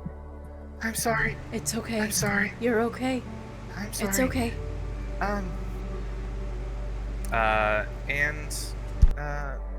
It's very unfortunate because I just got a haircut, but my hair is gone. It's burned away completely. Shaved head, Dandin. Okay. I feel like we've been keeping some secrets. Can't hear you, Vel. I forgot to unmute myself. I'm sorry. I'm gonna just caress Dandin's head and cradle them, gently rocking back and forth. It's okay.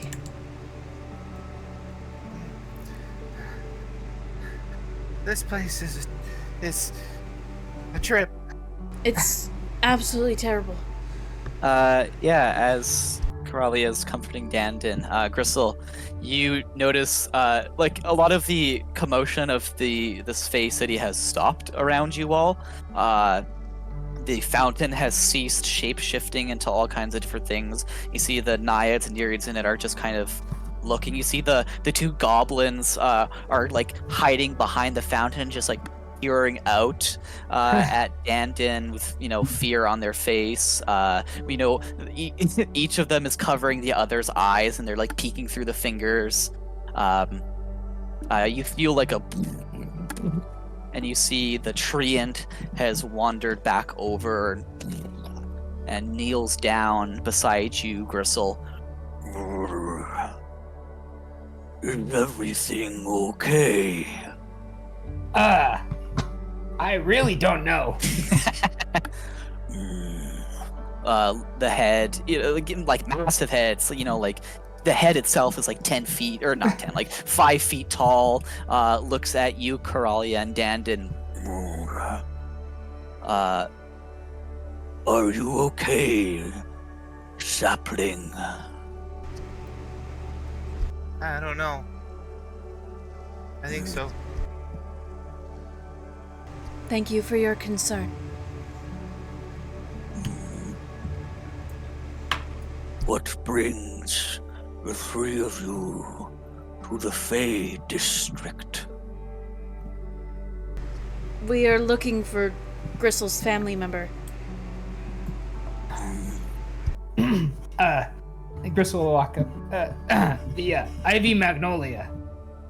Ivy. I know Ivy. I did not know she had family such as you.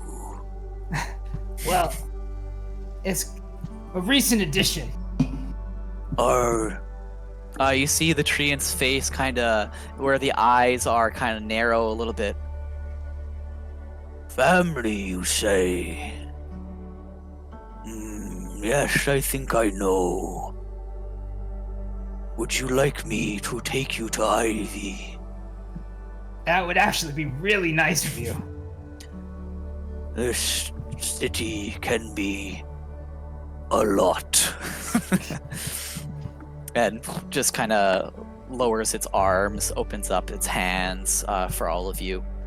Please, I will take you to Ivy. I will help Dandin up. Yeah, I'm not doing great. Yeah, Corey helps Dandin up into there. Gristle, as you crawl up in, you see the two goblins just kind of looking.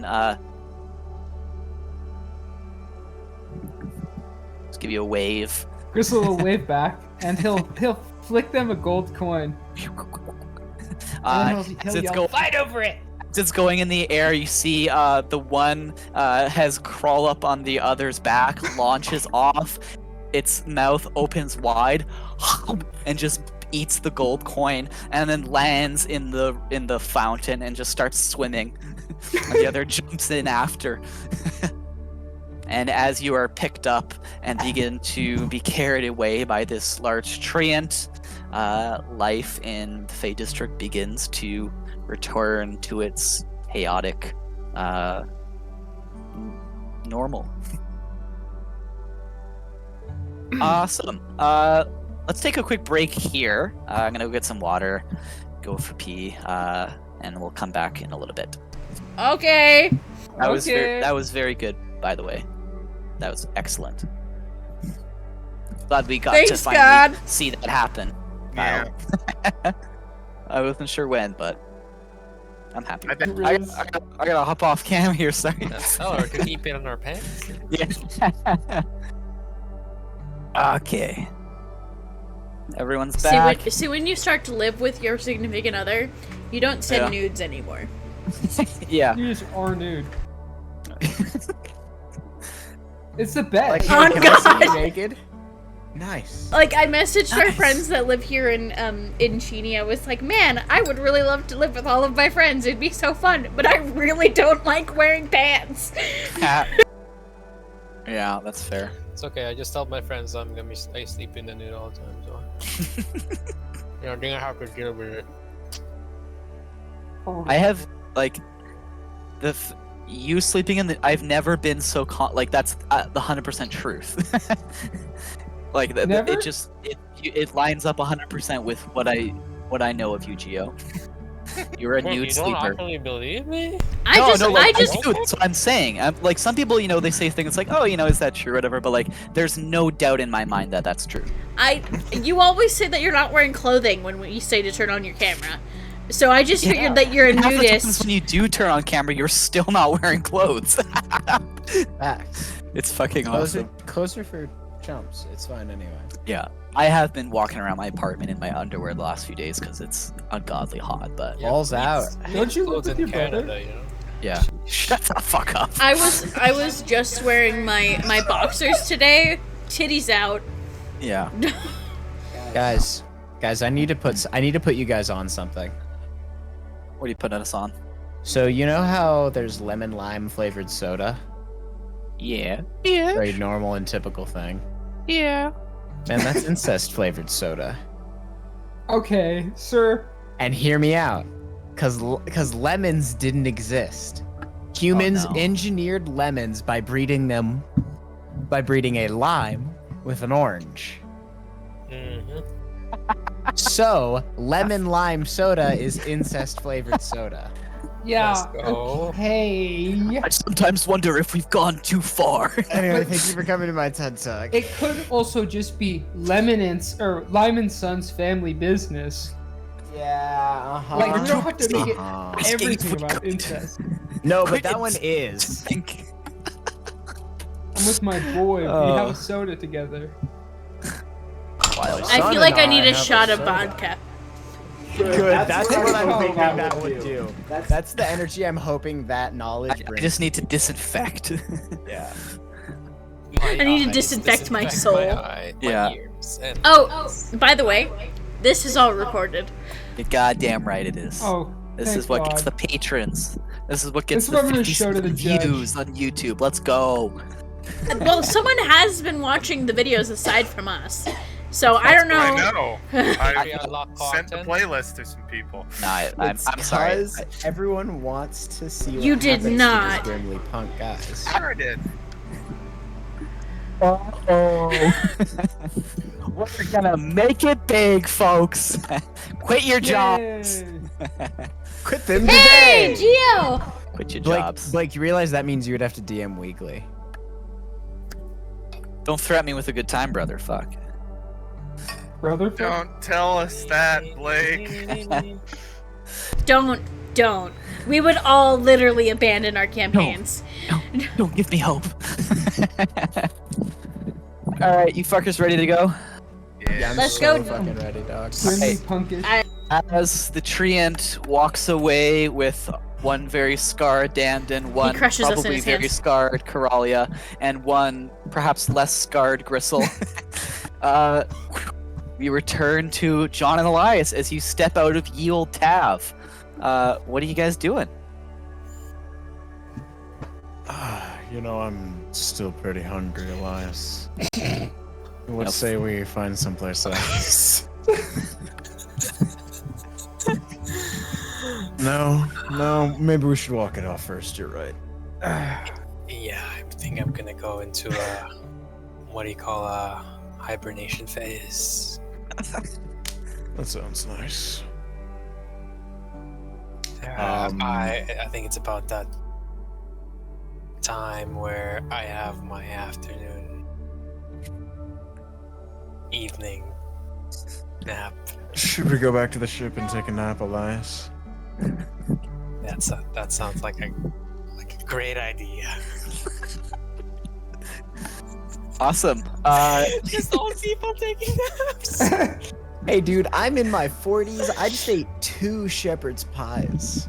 Yeah. Exactly. I'm gonna go home and take a nap. You both start walking by Oh every my now and then. You just fucking pat your God. stomachs. You And on the stomach, the stab other hand noises. firmly guarding the general region where I keep most of my money. I try to keep my my belt a little loose. Yeah. my As the two of you walk by, you see there's like a jogging group of like older women, and they all kind of just like stop as they're jogging. They just all like turn to watch you. You see they start to bump into each other.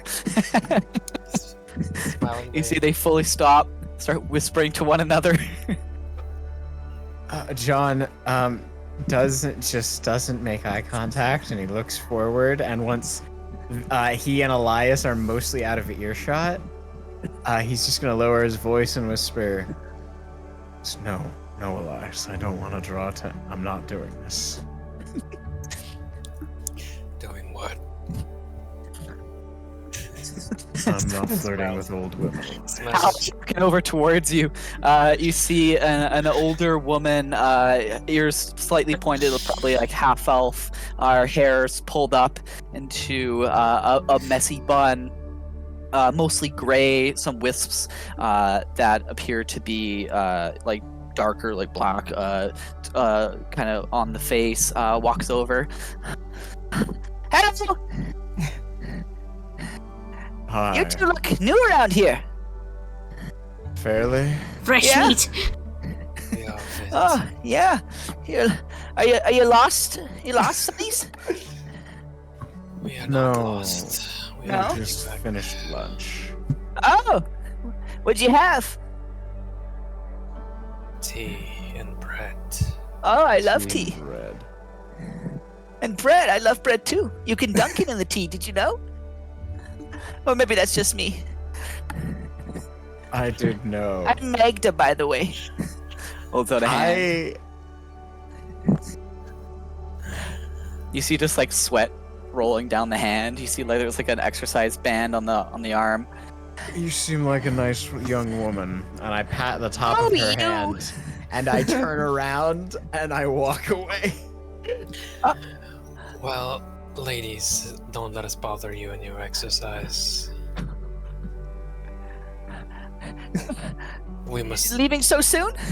retire to our quarters. I'm married. So am I, honey. Our You can relationship free is yourself from the confines of monogamy, you know. You have yourselves a great day, ladies. Well, you too?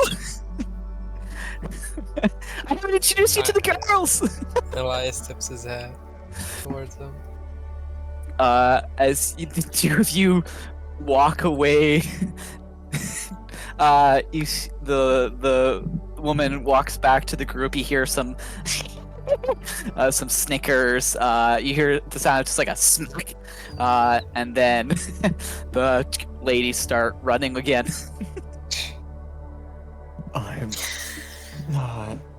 I'm not sober enough for that. I'm sorry. That's just Well, it seems they were flirting with us. yes, it does. How very sweet of them. I, however, wasn't lying, so Wait, you're married? Since when? And The whole time you've known me, Elias. I have a daughter. you were. And Elias, because I know your passive perception and insight are disgusting. John looks really sad after he says that for a moment. So I know it's gross. I know. What's your passive insight like? 18? Yeah, it's pretty good. It's like, yeah, it's certainly higher than my active deception would have been. So, yeah. Does Elias actually know that he had no wife and kids? I'm sure he would have brought it up before. I don't think he would have kept it a secret. He probably didn't talk much. Like you probably don't know what their names are, but like you would have known he had a wife and a daughter. Okay. Then forget about that whole comment then. Yeah. That wouldn't have happened if he knew. No. Awesome. oh my god. Yeah, the two of you continue walking through the streets.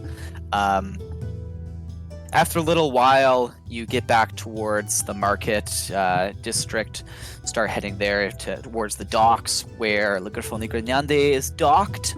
As you're walking, Elias, you notice that with your fucked up passive, you notice that there are eyes on you. And you take it in without making much of a scene. You see some youngsters look, very much similar to Dandon when you first met them. Cut purses.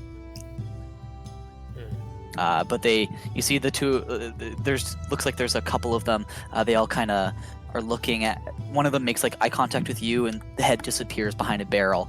And then you you see them look at John, notice John's deliberate hand on stomach, but also hand on coin purse. They kind of shake their heads angrily and disappear. Angrily shakes. You just see a skinny little fist come up. Why won't they let us pickpocket them? Damn, these noobs to town. They're Fucking cheapskates. Yeah, I just keep an eye out. Cool. Yeah. You keep your eye out. You don't see any other trouble brewing. Other than that. And So again, walking through the market not area, is there anybody that has like a bread stand or something akin to that? absolutely. Yeah. Yeah. Just uh, this bread. Yeah, there's fresh bread. There's like nice French bread, baguettes. You I'm see that looking they're for something a little stouter. a little as far as- stouter. There's yeah, like yeah. some nice sourdough. Oh yeah. You see some what the fuck was it called? Like the darker one. Rye? Damn. No, Rye? no. Rye. God damn it, my brother and I used to say it all the time because that's such a fun name. Soda bread? Amazing. Fuck, how did I forget? It'll come to me later and I'll mention it. Sourdough sounds good enough though. And Oh, there we go. Pumpernickel. Thank you, Kyle. Oh, Yeah, some nice Sourdough pumpernickel. sourdough sounds like something akin to a northern nation's cuisine. And that's more what he's used to. So he'll put a gold piece down and just palm a plenty. bread, and he just tears the side of it off. Just starts eating warm bread, and as they walk, he doesn't like stand for it. Munching on the bread. That's all. Big loaf of bread. Like a medium-sized one. He's not getting like a baguette. He's just getting like something he could hold in one hand. Mm. Which I guess for John is still a decently sized piece of bread. Yeah, Fair it's not a sized loaf. It's a chunk. Yeah. So it's a Awesome. You continue walking through the market district. You see again all kinds of different wares are being hawked, but you guys have done your shopping. Yeah. After not too much time at all, you arrive back at the docks where you see the crew are continuing to load and unload various cargo from the Grifoni Grignande. Is Gorza part of the unloading process right now? Yeah, you see Gorza's got like two massive barrels, one on each arm or shoulder, and it's just walking off the boat yeah. with She's still in her full armor, right?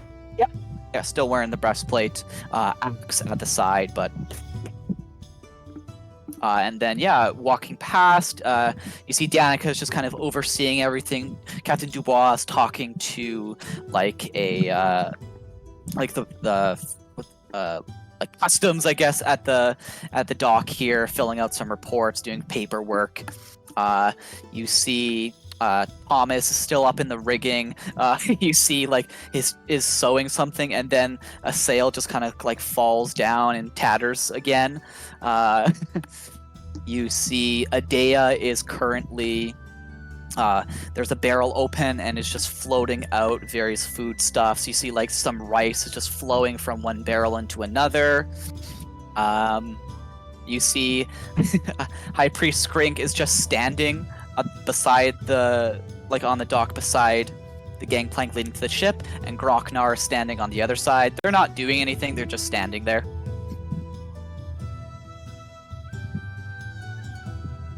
Hard at work, gentlemen. Captain Dubois looks up. Mes amis, welcome back. Where's the rest of your friends? Sightseeing. I mean, there are quite many sights to see within the fair city of Beaumont, Castle Beaumont. You look like you had good meals, yes? Indeed. I recognize that punch anywhere. And Tavern with new armor, it looks like indeed our good Danton To a fair amount of money. bien. Selling inheritance, I believe. And they were kind enough to donate. Inheritance, to the group. yes, and I see how things are done. Very good. Yes, and is that a new cane, my friend? You noticed it. Yes. It should help us in our travels. Oui. The wares of Casa Beaumont, the equal cannot be found anywhere. Don't listen to those dogs in Laurentia.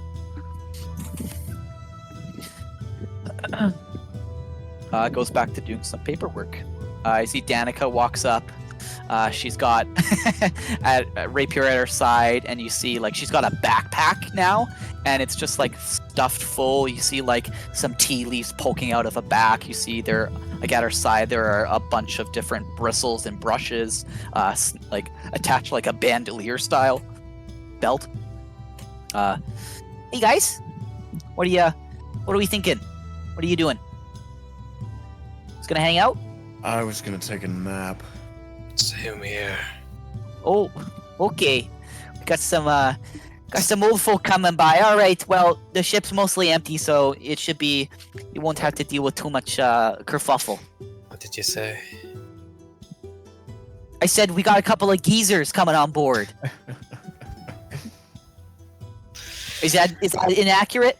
Is that offensive? I mean, that's time. I knew you missed. You almost missed your afternoon nap. What would happen then? Holy. Might get cranky before supper. Yeah, I bet. All right, well. Truly a gnome talking to the two tallest members of the party. People. And who is more than likely older than both of us. Yeah. All right. Well, I don't want to interrupt your naps. Go get your Z's in. Yes, plan to do that. I'm gonna sit kind of like with my feet propped up on something near the bow of the ship. Yeah. And just sun myself like a bear. Like a bear in early spring. Yeah, are you taking off your armor? Like Nope, what kind of? Okay, Not at all, just sitting with get- it on. yeah, Just- get the- I'd probably take the gauntlets off so I don't get too sweaty. Gotcha. Hood's down. Awesome. I take a moment to like affix the hood process to the helm process, so I Sure.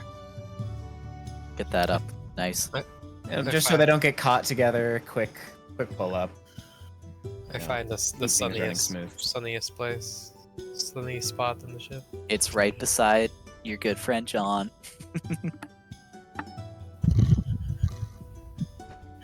Put on my shades. Just kidding, I don't have Yeah, you know if they have unfold the shades. fucking that like mirror thing you hold that just beams the sun into your face. No, not quite. Yeah. I need an even, you know. Yeah. Awesome. Yeah, I take an old man nap real quick. Yeah, and the veteran and the doctor It's gonna be glorious. enjoy the afternoon sun. So fucking so wholesome. So I want to double check with you, Blake. There were a litany of different effects that are on this watch. Is there anything akin to like a timer? Yes. Yep. Can I Certainly. set an alarm on this magic stop pocket watch? What do you set an alarm for? What time is it? It's about looking at the watch. It looks to be Yeah. about like it's like 3:00 now. Like 3 o'clock. I'll set an alarm for 5. Gotcha. You set Like a an real alarm for snoozer. 5. Got 2 hours to kill. Yep. And we'll worry about that if things need to be worried about. Amazing. Awesome. Wild. Yeah, this is the perfect like palate The cleanse that we duality needed. Yeah. of They, Parliament. It's great. There is a dichotomy happening in this session. Yeah, and then we flash back. The filter comes over the camera again. The greens become saturated, and we zoom in on. You look up at the sun, and then the sun becomes the eyes of Dandon.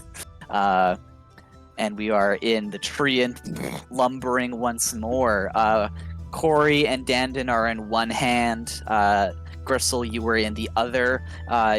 If you want to like walk up, you could like absolutely get up to like shoulders of this tree and or like nestle. And there's lots of like places to nestle into like the branches that have twisted and everything. So you can absolutely come together if you want to. But We return to you three now.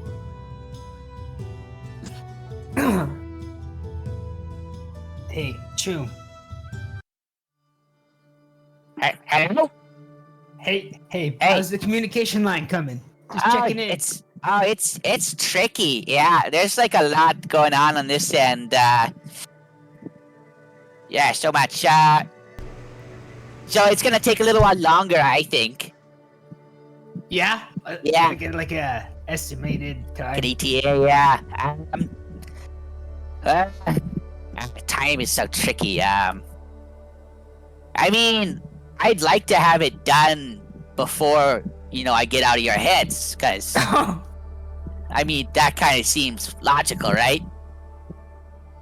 That's the timeline we're thinking of, correct? Like, this is, it's not a future problem. It is a now problem. Right.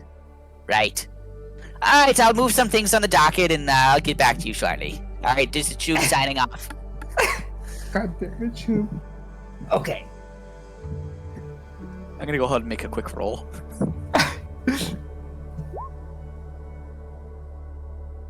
Proceed. Proceed. I guess Gristle will kind of like climb up and clamber over to the side with Crawley and Dandon. I really don't know why you picked us up separately.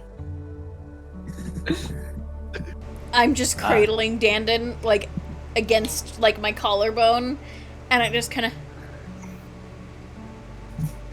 I have no idea, Gristle. No clue. Hey. I've felt before. Really? Aside Yeah. from greed? Yeah. So, Baffling. yes, the kid is a little sensitive, but it doesn't make him, or her, them. The kid is fine. Are you okay, Dandon? I think so. I will release the child. Yeah, and I think, like, as time passes, like, the charring around my eyes and my mouth, like, slowly starts to disappear as the skin kind of renews itself. The hair does not grow back, though.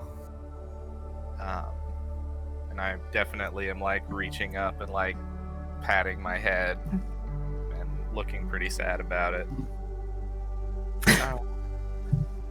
Can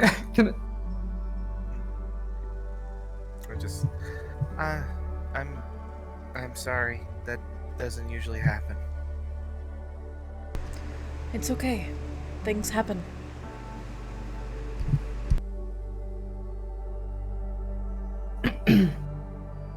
Does anybody want to chime in as to why the fountain decided to show us some awful harbinger of doom?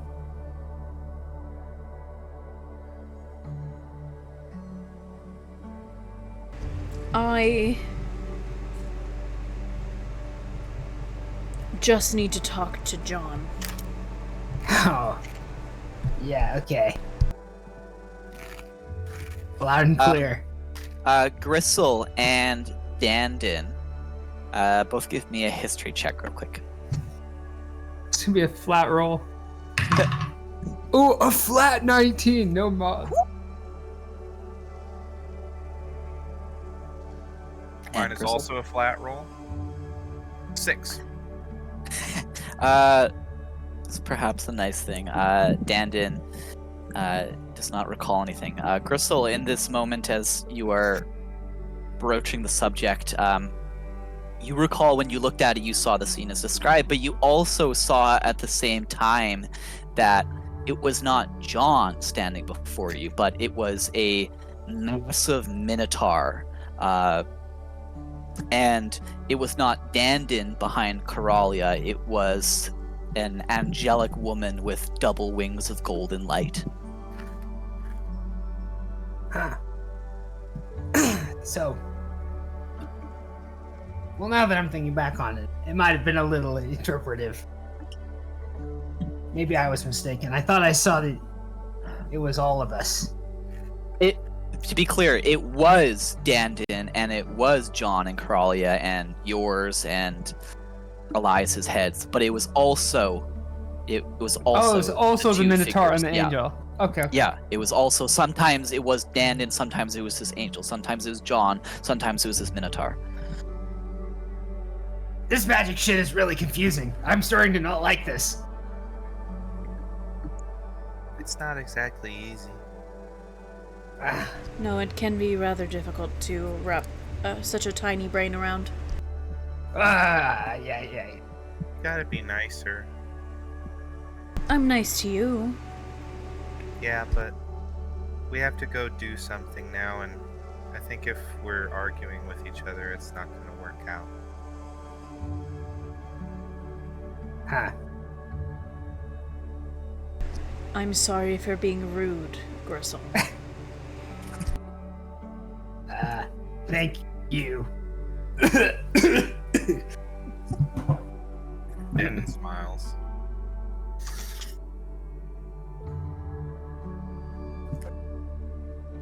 Alright, let's not get too touchy-feely. It's more...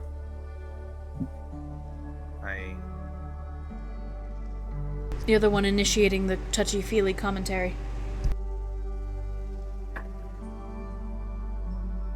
I sigh. I was just pointing out the obvious there.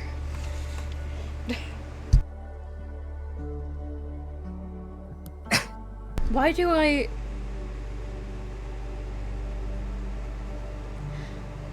smell horny women on the wind. Horny? I mean, I have that effect on people. No. Gross. No. Smoothing back the mullet. He has a mullet! He has the Marencia mullet. Marencia mullet. Never forget, Gristle has, and in fact, started the Marencia mullet. I hate it so much. What's special about the Marencia mullet? What's different Nothing. from a regular Nothing. mullet? Absolutely nothing. It's just a regular mullet. But it was never a thing in this world. It's been coined in Marencia, though. It's been coined in Marencia, exactly. Gets people going. Same letter. No. Whatever This is that's old called. lady need. It's probably nothing, it's fine. In the wind. Can I watch where the treant is taking us? Yeah, as you look out, the treant has been walking deeper into the city, has left the market district behind, and eventually walks over to what appears to just be like a tavern. Lowers you down, looks to be a Red Dog Inn, which, if you recall, was the inn, the chain of inns that you stayed in while in Marencia. Seems like it's made its way to the Sharno Kingdoms as well.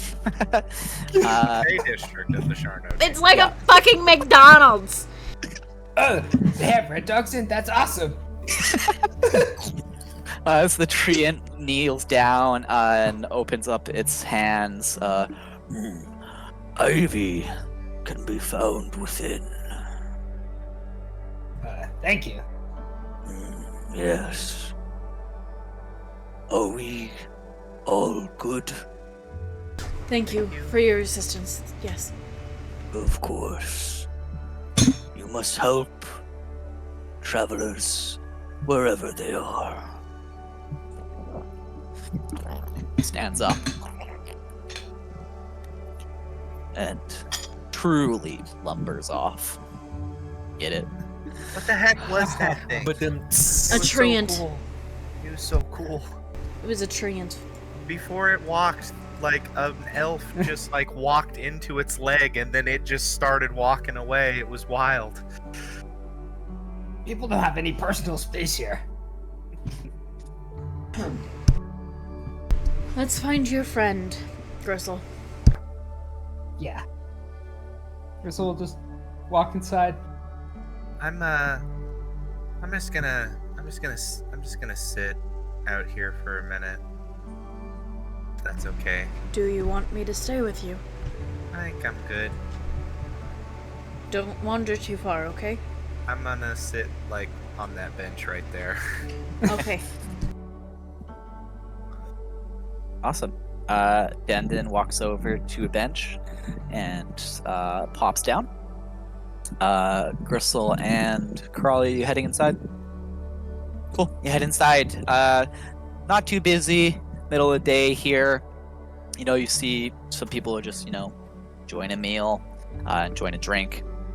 Scanning around the room, you very quickly see, you only see one, like, fairy or, like, pixie creature in a corner, sitting at a table. There is a bag sitting on the table in front of her. And as the two of you walk in, everyone kind of, casually looks to see who's coming in. And you see the fairy looks and just keeps watching as the two of you walk inside. Were you informed of who she was? I only had her name. Ivy, Fey District. That's it. That's what we got. And Gristle will walk up to the barkeep. Mm-hmm. Hi. Hey, you walk up the barkeep, you see a fur bowl standing tall, polishing glass. Hello. I'm looking for a member of my family. Is that right? Yeah. It's distant, but I'm looking for an Ivy Magnolia.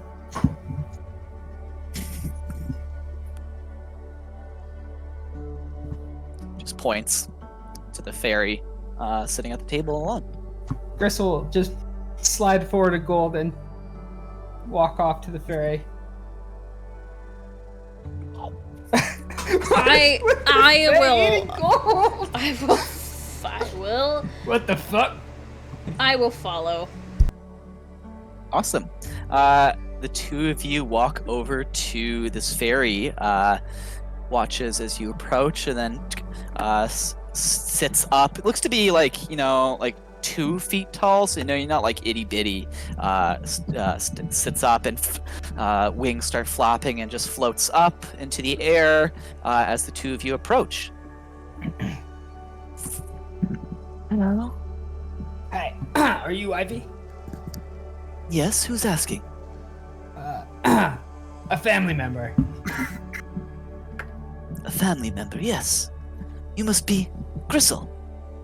Ooh, yeah, that's me. There was no mention of a relative, Gristle, looking at Coralia. Well, it's additional help. I'm not really good with the magic stuff. Right. Not here. And just flits down. You see, pulls the drawstring on the bag, flies inside. Cool. Gristle will turn to Coralia. All right, do you have any guesses?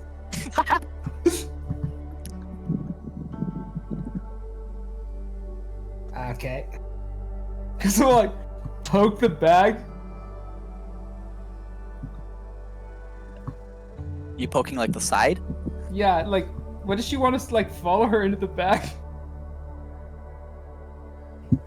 You peer into the bag and you just see darkness. Can't see the bottom.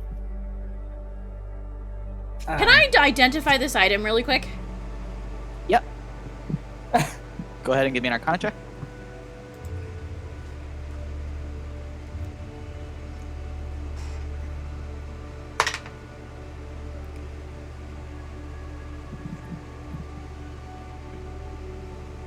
Tarnished 20. This is a bag of holding, but you sense other magic present on it. You know, one of the biggest rules my mother always gave me was never to go inside of a bag of holding. I'm 56, I might as well. And I just will... Yeah, as you reach in, as soon as you stick your hand in, you feel yourself get pulled and yoinked forward, and Gristle, you see Coralia gets slurped into the bag. Gristle will just look around. And just Yeah, you get slurped in as well.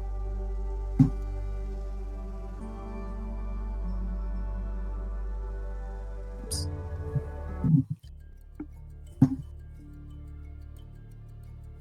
You fall for what feels like eternity. And then you land. You are on, feels like canvas you're on, and then you look down and the ground that you are seated or standing on looks to almost like a map. It feels like leathery. You look over and you see that there is cloth beside that. You look over, you see towering objects. You see a massive piece of metal that is narrower at the base, and then as it arcs up, you're looking at it, and as you gaze at it, this pillar, this building, you realize, oh, that's a shovel. And you look to the side and you see massive feathers reaching out to the side, and a pillar of wood, a massive pole, and as you're looking at it, the scale clicks. Oh, that's an arrow. You're looking at like the fletching of it. And as you continue to look around, you're constantly making these corrections of what at first appear to be gargantuan, titanic items are in fact, common adventuring gear. huh. As you finish looking around, you see a few different creatures. You see, first of all, the fairy flits over to the pair of you. Are you okay? Any discomfort? Any sickness? Nausea? Not that I can no. tell. Excellent. That is very good to hear. Very well, come on. Let's meet everyone. Zips over to the side where you see resting up against a massive apple with a few bites taken out of it, and resting up against what you very quickly recognize as a coin purse, Gristle. You see a gnome, got like a bit of like an undercut, dressed in like different leathers. You see like at the side has a coil of rope with like a grappling hook at one end. You see at the belt, you see like various lockpicks, Gristle, very high quality.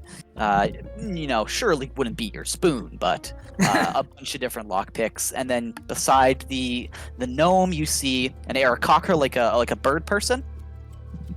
Again, is kind of dressed in like lighter armor, like lots of leather, studded leather. Has like a bow on their back, like a short sword at a side. And then seated off across from them, there is a satyr, dressed in very like academic clothes. Like it looks like almost like a school uniform. Very like frilly collar. Crawley, you'd recognize this as a uniform belonging to Barvard. Barvard? Yep. Why is it all bees? Because I'm Blake, and my name starts with a B. And I'm fucking that's fair. Barvard That's University. super fair. No, it's that Barber. BB icon that they use. Yeah. A pleasant coincidence. Yeah. Nothing else. So as Ivy flips over, yes, you all know I'm Ivy, and this is the crew. You see points at the gnome. Sorry. This is Bincy Blummerholt. Points at the Aarakocra. This is Clickow. And of course, points across at the satyr, we've got Cleo. I'll type all those names in the chat. Bincy Blummerholt. I wasn't told anything about an additional crew. I thought this was going to be strictly my own people. Well, just like I wasn't told about you bringing in a crew. Well, thought I was going to be the only one running the job. No, I'm running the job. Let's get that clear right from the beginning, Gristle. You are here in a supportive capacity. Whoa. That's not what I... So what do you mean supportive capacity? I mean, you're supporting me and my team. I don't support anybody. I support Gristle. Well, it sounds like I'm not needed. No, hold on. Flips over to you. All right, we got off on the wrong foot. We are working together. We are all working for the same family. We are all of the same family. Now, the job it's proving to be a little bit more complicated than I was told it would be, but there's no reason why we still can't succeed. Okay. All right, what did Mr. Cipriano tell you? I was looking for some sort of spell scroll, and that you were gonna tell me what to find. As brusque as ever. Yeah, well, yes, I'm looking for a spell scroll, but not just any spell scroll. It is one belonging to the Vermilion Guard.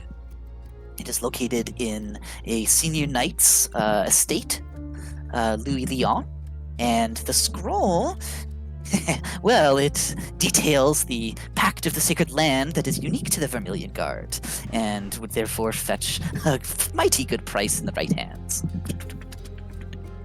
Huh. Doesn't that break the laws between the two, the Most covenant certainly. in general? Yes. As I said, it would fetch a mighty fine price in the right hands. Yeah, but this is a lot of heat. Not if we do the job correctly. Not if we are in and out, and are never seen. That never happens. Maybe not for you. Oh, Chris will grip his gun handle really tightly. The air cockroach. Scouting!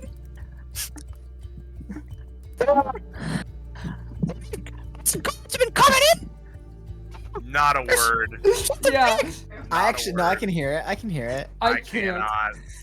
When he's Okay, peeking, I'll- you can hear it a little bit. We know he's squawking really badly. I'm gonna let that stand. You don't understand what's being said. And then the gnome kind of just like pats the air cockra. What my friend is trying to say is that we think there's going to be an event tonight. They've been bringing in foodstuffs, extra staff. We've been seeing, and we got this from Cleo, but there's probably going to be a celebration. The son of Leon recently got into Barbard. And we think that the other son is joining the ranks of the Vermilion Guard. So we're going to have two events going on. It's going to be a lot of people going in, going out.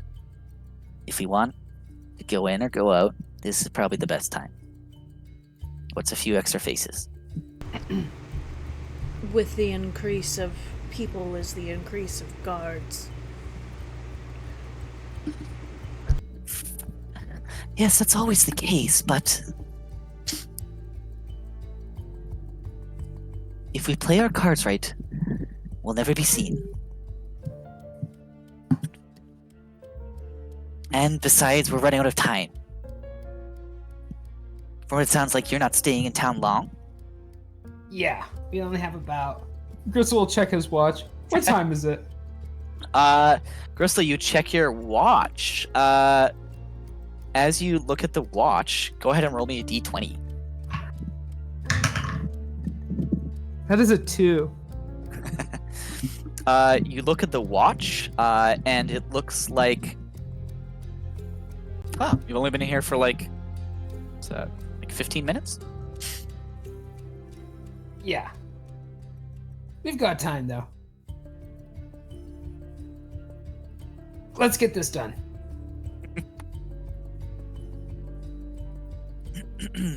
Wouldn't this start a war between the two factions? It wouldn't start a war, it would just be messy.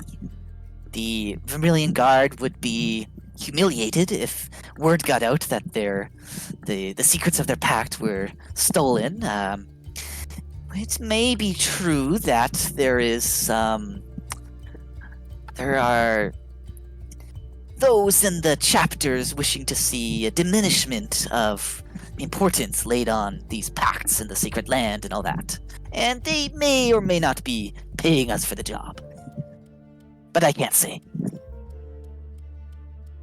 Yeah. Speaking of pay, when are we getting our cut?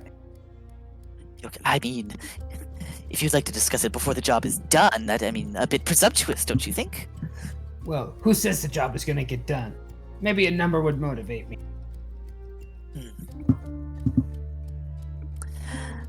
Well, Mr. Scipiano and I have talked, and it sounds like the severe Templars are very motivated to see this scroll find their way into their possession, so I think you'll be well paid.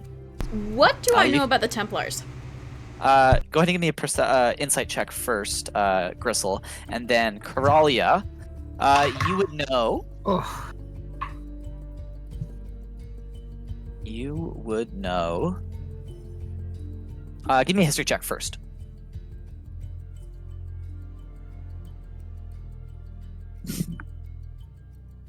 I got 25. a 7 for my insight. 7. This is gonna be lucrative. When they don't say a number, you know it's gonna be lucrative. And what was the full name of the Templars again?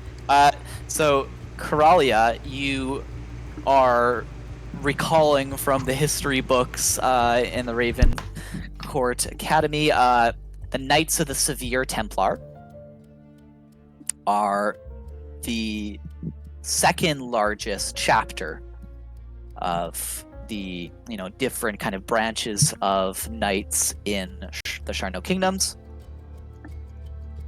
Their numbers have swelled as of late in response to the civil war that has been kind of bubbling and brewing and erupted as of late between the different kind of elven factions within the Charno Kingdoms. The corruption of the Mist, the kidnapping of the king's daughter. Again, all of this has, led to a sense of distrust against the way things have been. The pact between the mortal life and this fey natural life has only been bringing problems. We need to move away from that.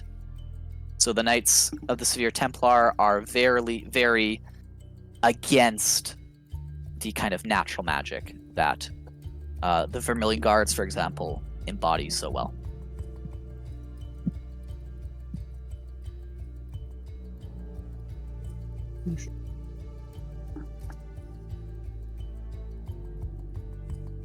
Yeah, So they're valuing guys. they're valuing like law and order. They're kind of trying to get the Charno Kingdoms on track, but their version of on track, which is different than what it's been previously. So they want to basically eradicate the elvish influence. They certainly do not say that, and their kind of conception and the ethos of their order is that the sacred pact is problematic and it only will bring trouble. We must reject it and trust only in our strength of arms. We don't need the natural spirits anymore. Which is, very kind of antithetical to what kind of brought the Charno Kingdoms into existence in the first place. And the Vermilion Guard obviously occupy the opposite of that. They are the most kind of devout and in touch with the natural spirits out of all of the chapters. Okay, this is really heavy.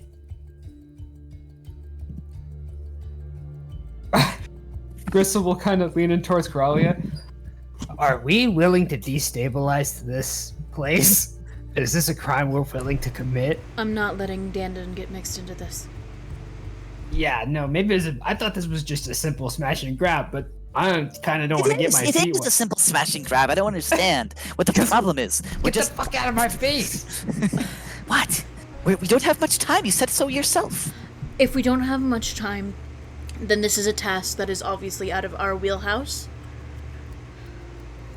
You have the best of luck. Yeah, I like money. I don't like killing people for no reason. This is gonna lead to a lot of bloodshed. You're not at all what I thought you were, Gristle.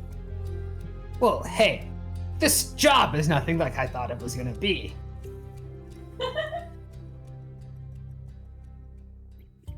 That was pretty funny. We personally have enough on our plates as it is. And last thing we need is an entire military on our backs, too. Yeah. Oh, if you don't want the job, you don't want the job. Yeah. How do we get out of Well- this district?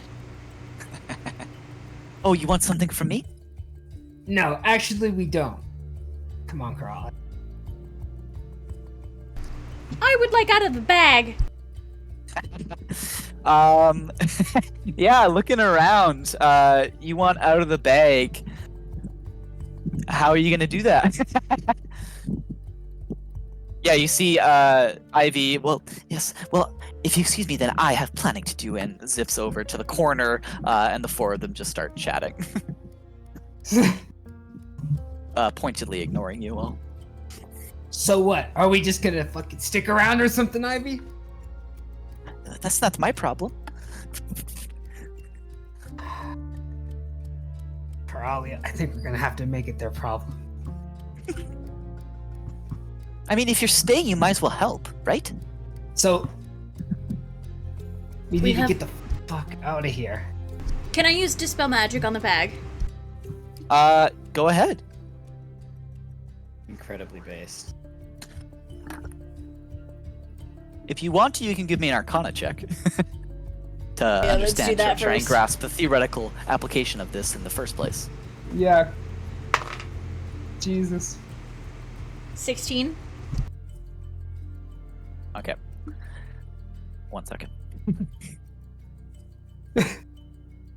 Do we die if this happens, or do we get spit out?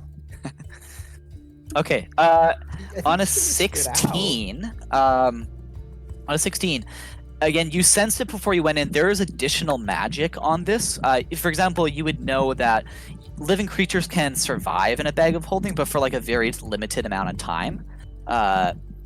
You do not scent, like the air grows stale after a little while, like it's not meant for living creatures. You do not get that stale air feeling in here at all. So again, clearly other magic is at play. The problem is going to be like, what exactly are you dispelling? Because there are these multiple spells on here, you know, what is even keeping you in here? You don't know. Again, like the stories of people going into Bag of Holdings, they escape by, you know, like tearing their way out, or, you know, someone else will pull them out. You're uncertain of how you get out without outside help, though. God, if we call Dandon, they're just gonna get sucked in.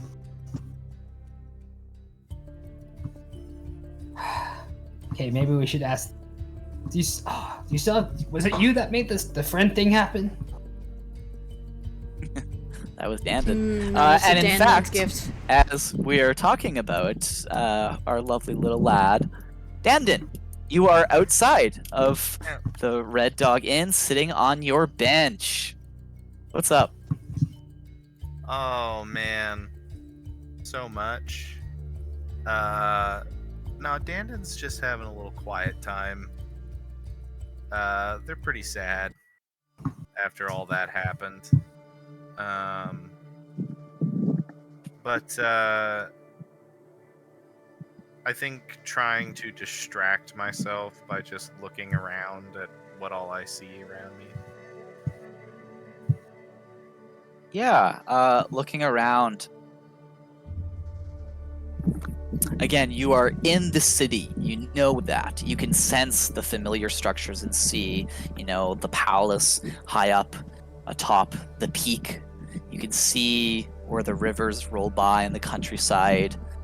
You see far to the north this maze of this grove ahead of you. The mountains further to the north, rising in the sky.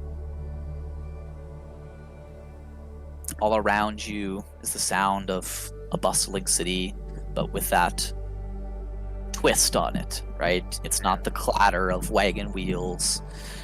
It's the sound of a tree striding through, creaking of branches.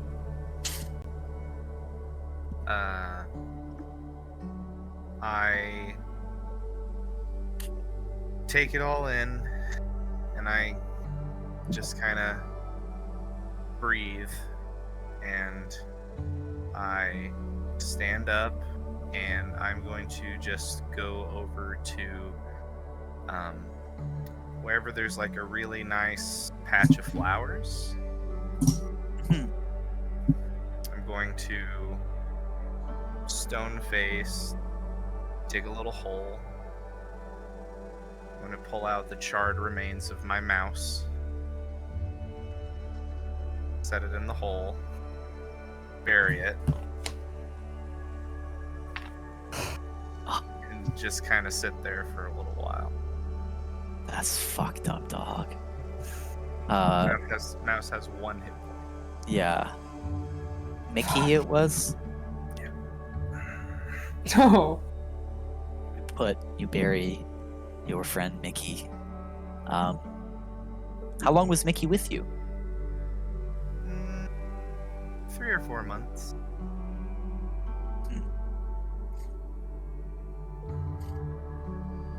I've had other mice. Yeah. Rest in peace, Mickey. I just kind of sit there and think about it for a while, and then I think about Mickey's namesake, who I just spoke with the other day on the ship, and seeing her for the first time. Like that, anyway.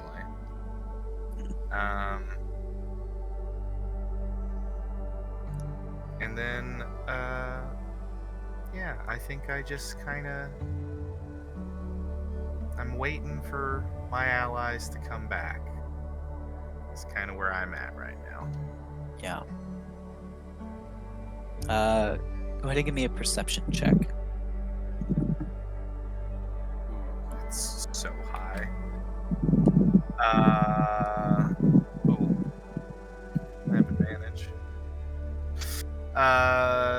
26. 26. Yeah, as you bury Mickey and you sit with your thoughts, after a little while you begin to feel a presence nearby, and while it hasn't, you haven't felt this present so many times, that it is instantly familiar. The moment you feel the presence, though, you're not concerned about people sneaking up on you. I think you realize, yeah, it's Miklas. Yeah.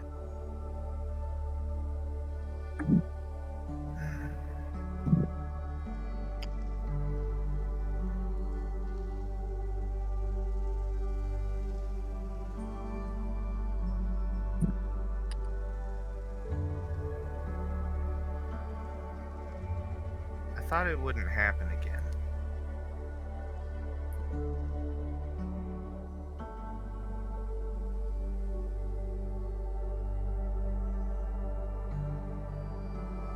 I hoped it wouldn't.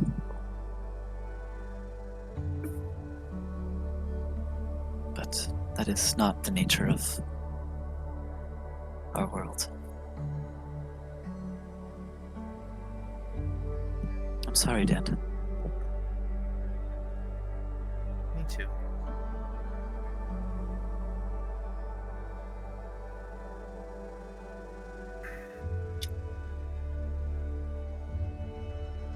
I gotta do something.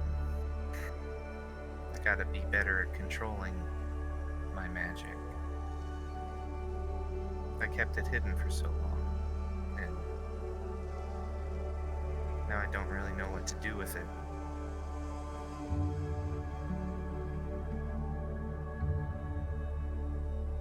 Flame can be many things. It can be hope. might be warmth, but it can't burn.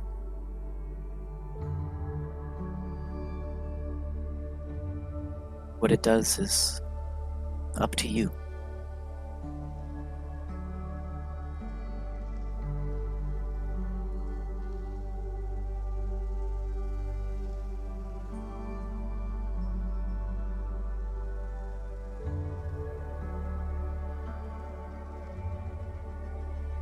Okay. And I stand up. Also, never mind. And I'm going to just walk away, and I'm gonna go into the tavern. I don't think Fae are gonna have that much problem with somebody underage walking into a tavern. So No, not at all. You walk into the tavern, look around. You see like half a dozen people in here. Scanning really quickly, you don't see Gristle or Coralia.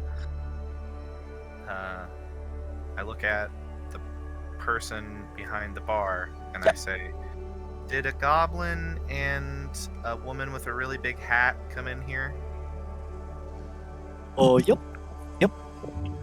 Just points over to the table with the bag sitting on it. Weird. Okay. Cool. Yep. You walk over to the table. Question? Well, Just have just a simple question. Yeah. So, Galder's Tower what is this? automatically makes a 30-foot tower after 10 minutes of casting time. So, would that open the bag?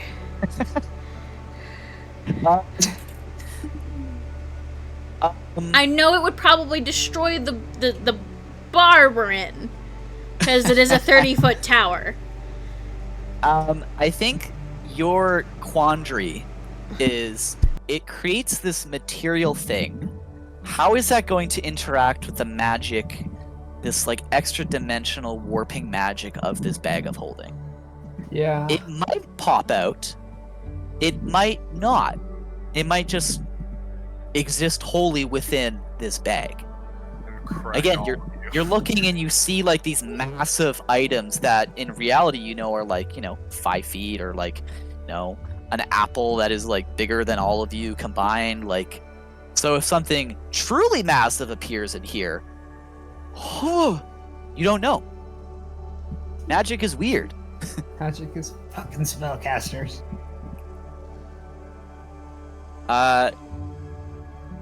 Dandin, you walk over to the table with the bag on it. What do you do? I sit in a chair and stare at the bag. And I look around and see if anybody's looking at me. Look at the bag. Hey, Ivy. Hello? I have a question. Yes, what is it? I'm very How busy, you know. likely do you think that you would survive a massive fire blast? The wings freeze for a second and then continue. I'm sorry, is a massive fire blast? Yeah. Is that Do you think that your bag would disintegrate if a massive blast was let off inside of it? Oh, I'd never considered it. Have you guys considered it? Do we want to you see, test like, it?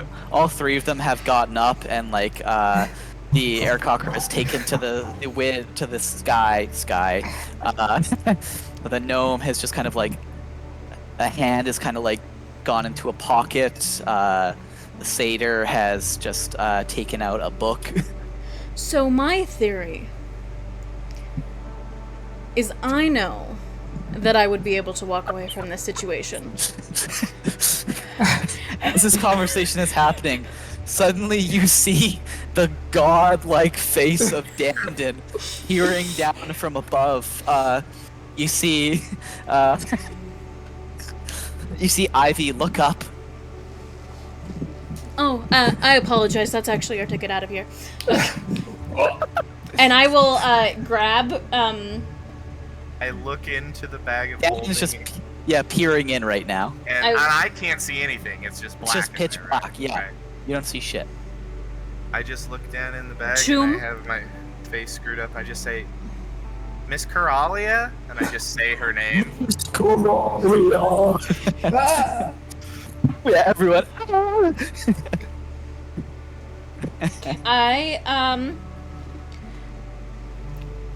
If he puts his hand, if she puts her hand in the bag, she will get sucked in too.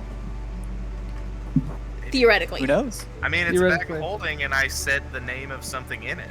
Oh, this is true. That is how it works. Oh, The Miss bag is Coralia. open. I think that's if you put your hand in and then pull it. Yeah, the hand goes in. Coralia, you feel yourself. I will grab Gristle. You grab Gristle. You grab Gristle. Miss Coralia. And the two of you disappear. You look up and you see Ivy just shaking a fist at you. As emerging from the bag onto the tabletop are in the bar Coralia and Gristle. I will You quickly see get off the table. Dandon. And I will take the bag from Dandon's hands and I will close it and then tie it shut. You knock the bag closed. So what are we doing? I'm We're gonna gonna go throw destroy this. this bag. I'm gonna go throw this into the fountain. Wait, Just burn it. what about what Mr. Scipiano wanted us to do?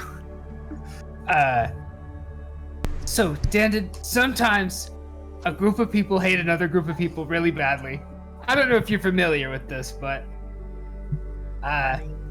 they wanted us to commit a major crime, and it was a little out of our wheelhouse. Oh. Are they gonna let us stay on the boat? I am going to walk over to the barkeep. Yep. And I will hand the. I will look at the barkeep. I'm so sorry, love. Do you happen to have a lockbox or anything? Lookbox? Yeah. Like Yes, somewhere why? you put your coin and such.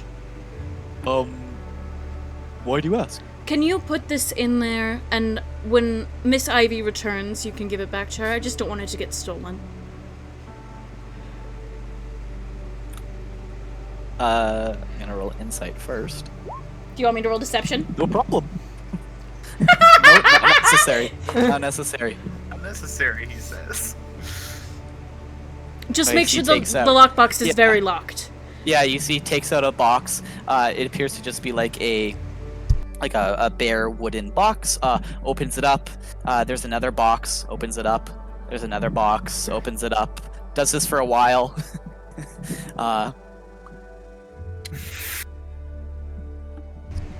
Oh goodness. Thank you so much. And I will place, I will, like, flick, like, a couple of gold coins at him.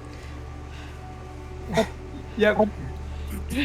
They eat them. It's Have so a good weird. rest of your day. I will head out. Oh, before I do, I will turn back to the barkeep. Just another question. We're obviously tourists here. How do you get out of the Fey District? Oh. Focus on where you want to go. Thank you. Allow the stresses of mortal life to return to you. I appreciate that. Thank you. You shall be shunted from our paradise.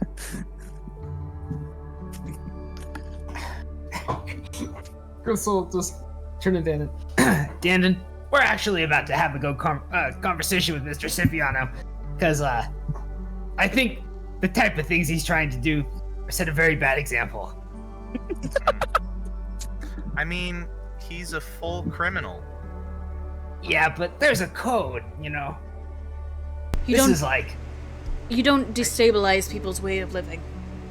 yeah. Who would go around destabilizing communities? It's one thing to kill someone. It's a whole other thing to cause a mass genocide. So many innocents.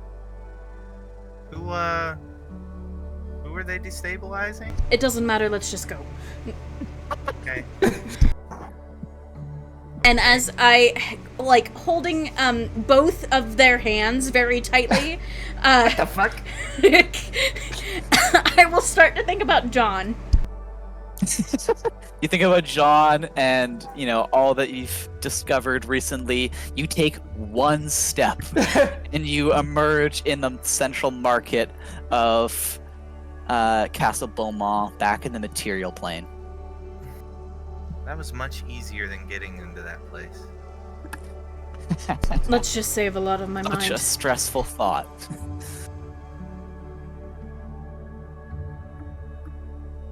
We should get out of here. We should leave quickly. Hey, are we near that jeweler? Or no, Yeah. not the jeweler. The K-dresses or whatever? Yeah, the clothing Oh, store the that general. Yeah. Like it's fairly close to here. Yes. Yeah, we should go. Yeah, you see. In fact, Tandon, you look out and you see the old shopkeeper's like putting up signs with your face and the face of Coralia on them. I'm gonna cast It just says, like, prestidigitation on them. Have you seen these thieves? I'm gonna cast prestidigitation on them and make them look like Ivy and the Aarakocra. Yeah, you do that. Is he the only person putting up a sign? Yeah, definitely. Love that. What? Crystal will check his watch. What time is it? How long were we in the Fae? You check your. It's been a few hours. Yeah. It said 15 minutes on your thing, and it still says 15 minutes on your watch. But you like on the stopwatch, the timer. But as you look at the actual Weird. time setting, it is. Yeah, it's like. We'll say, in fact, the alarm, John, goes off. It is now. You set it for 5? I set it for 5, yeah. You set it for 5. It's 5 p.m. So it's been 3 hours. Heading to the docks. Yeah. Kind of elbow Elias a little bit. What? Uptime's over, old man. Old, you call me old, you're old. I'm not the one who insists about fighting who pays. I slap him on the knee once as I sit up. Any crew on the ship? What's the vibe? Yeah, you look over. At this point, you just see Figgis, you see Gorza, and you see Keg. They're all just sitting there playing liar's dice. You see Figgis elbows Gorza, just kind of like raises his head, points at you. Gorza's eyes widen, and then looks down, and they continue playing liar's dice.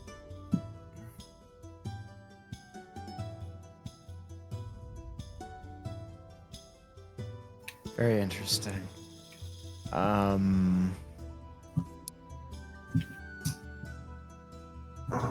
I'm gonna just lean down and I'm gonna do some stretching because that's a normal thing that John has established he does. And while he does that, he's going to quietly whisper so that Elias can hear, not even facing him, just near enough to Elias that he knows Elias can hear.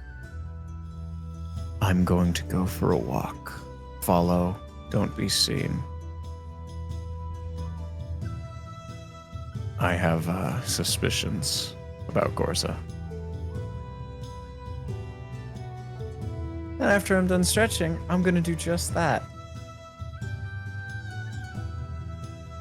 Gotcha. Yeah, you do a few stretches. John, where are you going for your walk? Oh, all by my lonesome. I think I'm gonna walk along the river first.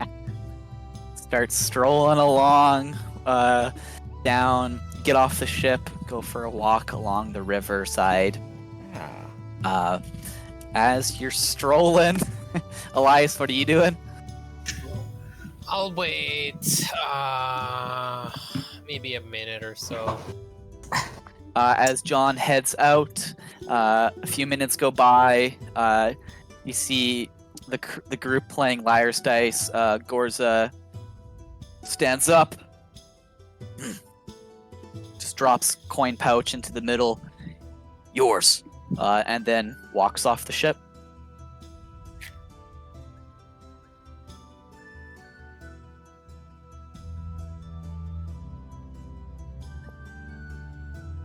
Hmm? What's the move, Elias? Okay. starts walking in the same direction that you saw John head off. Yeah, I'm gonna follow behind. I will turn into a rat. Gotcha. Obviously out of eyesight before. Yeah. You clear eyesight from those on the ship, and you start following in rat form. John, go ahead and give me a perception check, as you, I think, were aware of what was likely going to happen. With advantage, in fact.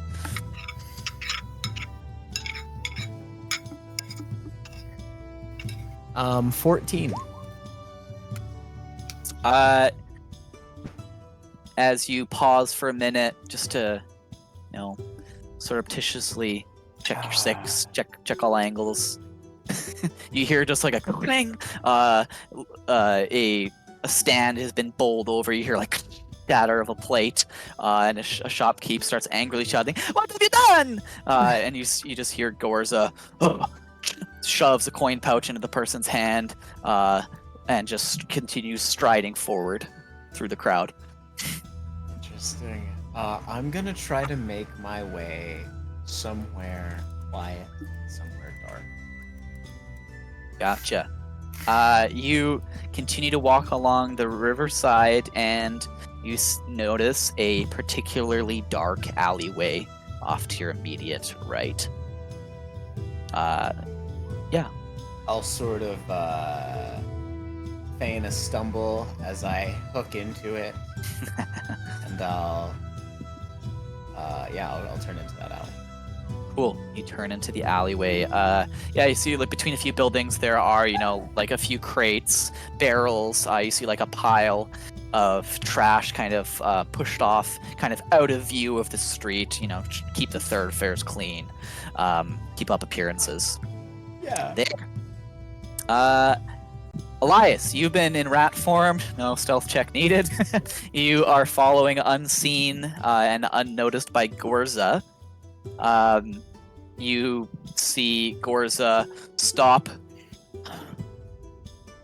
look around,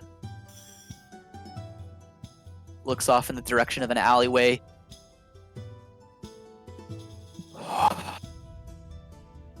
Takes a deep breath, squares the jaw, the chin, and strides off into this darkened alley. What are you doing, Elias? Following. Keep following. You zip off immediately after. John, when you tucked into this alley, were you trying to remain unseen from someone who also walks into the alley? Yeah. I think I can at least try. Yeah. Yeah, go ahead and give me a stealth check. I think I'm definitely more concerned about seeing if people enter than I am about being hidden, but I'll try a little bit. Sure. A flat number, baby. We rolled a 4. You very quickly realize it's either C or B scene. See, I care more about it. I'll just squarely face the entrance, and I'll back far enough into it so they would have to at least walk into the entryway to see me. Yeah. So you back up, you get ready, you know what's coming, striding into the alleyway. You see Gorza drops the axe, scrambles down, picks it up. You're not You. very good at this. What are you talking about? Following people, I mean. Who's following it? People. Not me. I'm not. Were you following me? I left before you did, Gorza. What does that have to do with anything?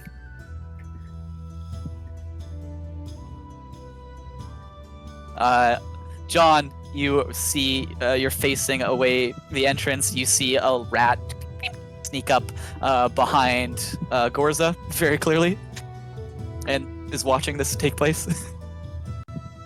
You seem incredibly interested in myself. Your eyes have been burning holes into the back of my head. speak and speak truth. And as he says that, his hand just comes to settle on the head of his warhammer. Very, very a la gunslinger, just putting the thumb on the. Yeah. Yeah. Go ahead, and this sounds like intimidation. But I'm probably a little Go ahead and make scary. an intimidation check.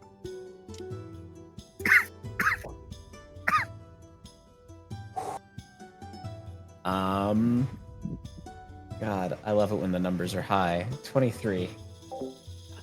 You see, for a moment, the face of Gorza pales slightly, and then you notice again you're in this heightened awareness. You're ready to go at the drop of, and you notice like a dilation almost of like a pupil in Gorza's eyes, and like a shudder of breath. It is you.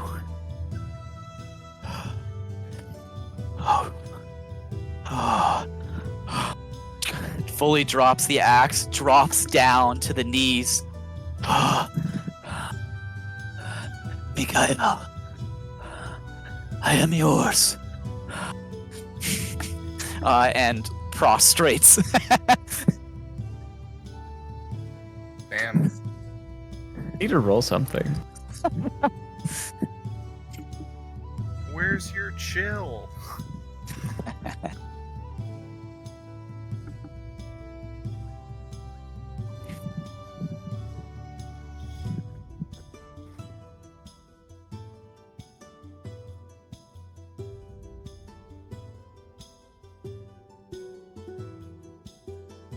Do I think that in the manner that this creature has prostrated herself before me, that I could brain her without anybody? Do I think I could kill her swiftly? Kill? Yeah. Sneak strike. Is she exposed enough that I could just? Is Give this me one of an- those moments? Give perhaps? me an insight check. So are we just like capping and everybody and stealing the boat murder hobo style?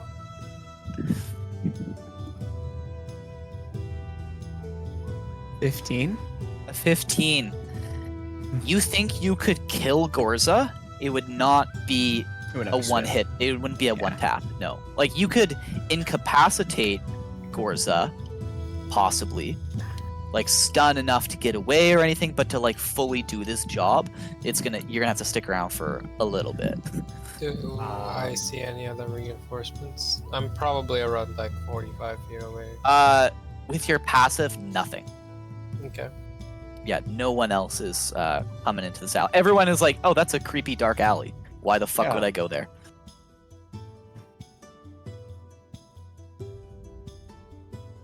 I think John's fist tightens on his warhammer as the thought crosses his mind, and he looks out at the alley, or like out of the alley, Yeah. and back down at the prostrated individual.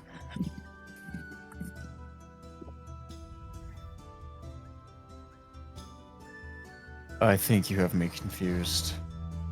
And he'll like step over her and then turn back around. That beast is dead.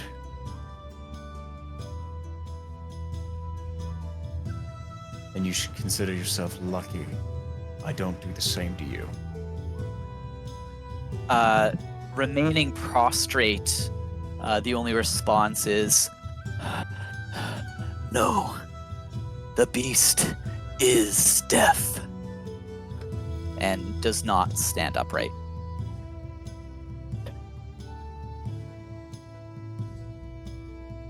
Right. Can I infer anything? Do I know anything about what he's saying?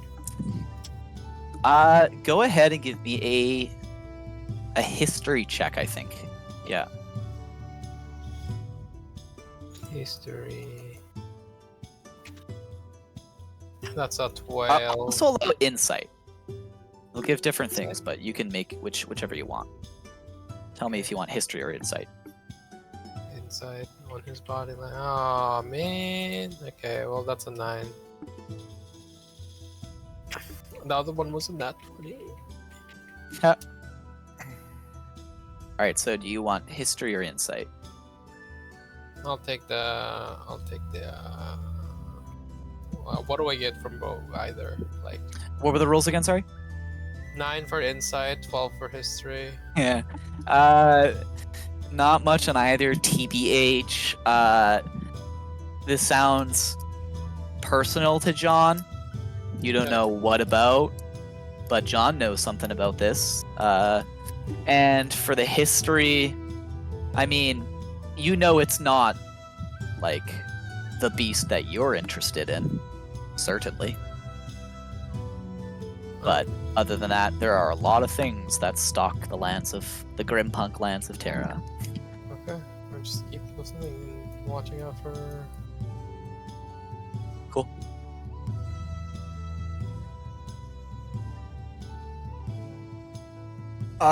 Yeah, John says the things that he said, and then,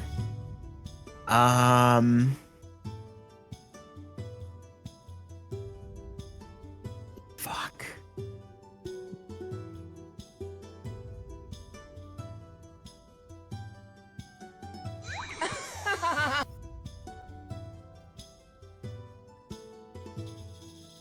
Yeah, I will leave.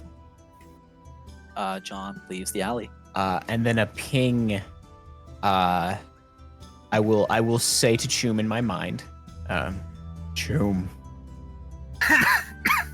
let the others know we need to discuss something. All right, I'll get on that. I'm a little busy, but yeah, I think I can fit that in.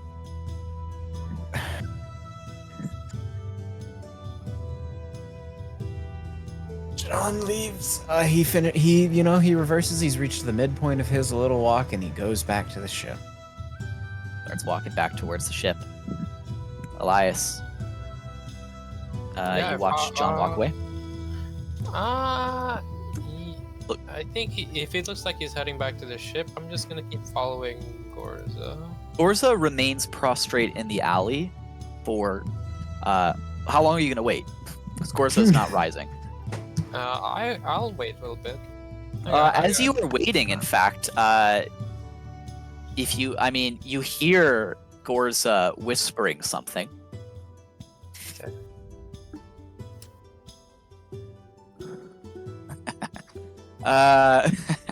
What do I hear with my rat ears? with my little rat ears? Tolmac the Marauder. Oh, great Tolmac. Mikael has returned. Mikael has returned. Oh, Nicholas will fall. We will rip the wings from Nicholas. Mercy will leave the land, and wrath will flow. Oh shit, okay. Alright. The dragon flies again. Neo's returned.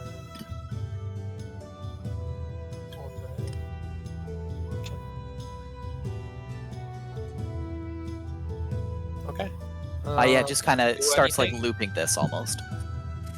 else? Is he just like still prostrated or? Still prostrate, yeah. Oh. How long did it start before he says this? Once John walked away, she began chanting this. Okay. I'll wait a little bit more, see if they move or. After doing this for a few minutes, Gorza stops, rises, looks around in the alley, picks up the axe, puts the axe over her hands, slashes them both quickly, holds a fist, the blood drips down, the arms drips down into the alley, raises it to the head and just smears it over her face. And then stands up, turns around, eyes again fully like dilated, and strides out of the alleyway. Immediately, people are like, "Ah!" and like start giving space. Gorza does not appear to see anyone. Has eyes fixed towards where the ship is docked, and walks with purpose, and is given quite a wide berth by the folk of Castle Beaumont. Is it like he's heading straight for? She's heading straight for John. Heading straight back towards the ship, yeah, which is the direction that John was setting off in. Still following. Still following. Rat scurries off. After following for a few minutes, as you're walking back, John, you hear, and in fact, all of you begin to hear, hello? Hello, folks. John wants me to say that he's heading back to the ship, and he thinks he wants to talk to you all. And I guess like the implicit, unspoken thing was he was pretty freaked out about something. That's my read. John, is that kind of what you're going for? Sure thing, Chum. Sounds about right. He says, sure thing, Chum. So, Wow, Joe, you really got your finger on the pulse. Oh, yeah. I mean, I'll say this. Even if I don't figure out how to get us all hearing each other, no worries, right? I got this thing figured out. And I mean, this is kind of, it's better than what I was doing before, so. But yeah, get back to the ship, John. John has something he needs to say. They just chew him out. Chew him out. Oh my god. Over now. So on the way back to the ship, do I notice people screaming and a large Yeah, you figure several blocks behind me? Yeah, it's more than several. Like waited for like 5 minutes almost fully. I don't think you notice anything. No. I'm just walking. Cool. With purpose. You arrive back at the ship. As you arrive back at the ship, Corey, Dandin, and Gristle, you emerged from the Fey District in the town center, and then immediately got that message from Chum. What do you do? Let's board the Head ship. to the ship. We gotta have a conversation with Mr. Cipriano. You set off to the ship. I don't think it would be a good idea for us to have a conversation with him. I think that we should probably avoid getting back on that ship. Personally. How else are we going to get to where we need to go? We have feet. That's gonna be a hard sell to the sick lizard guy, right? The sick lizard guy can suck it up. Okay. Cool. I like the ship, though. You guys are heading to the ship. You head to the ship. John, you're the first to arrive back. Obviously, you see as you arrive back to the ship, Captain Dubois just kind of like taps his watch. You'll be setting off a few hours. Make sure everyone is on board. We do not wait for anyone. Not for anyone. And I will stand with my arms crossed at the gangplank. Not shipside. Landside. Gotcha. Landside. After a few minutes, you begin to hear some screams, a commotion certainly, and striding towards the ship, you see the blood-smeared face of Gorza. As you notice that, you also notice walking towards you, Corey, Dandin, and Gristle. I move swiftly towards I calmly approach the children. I calmly approach them. Yeah. And I look back down towards the screaming crowds. There is much I need to reveal to all of you, and I will explain it in time. But that woman knows too much, and she needs to die. She is a cultist and a fanatic. And I suspect she is going to attempt to kill me when she gets back over here. We're welcome to wait and see. I just wanted to put it on your radar. And before she gets here, I'm gonna cast Shield of Faith on myself. Gotcha. Yeah, you cast Shield of Faith.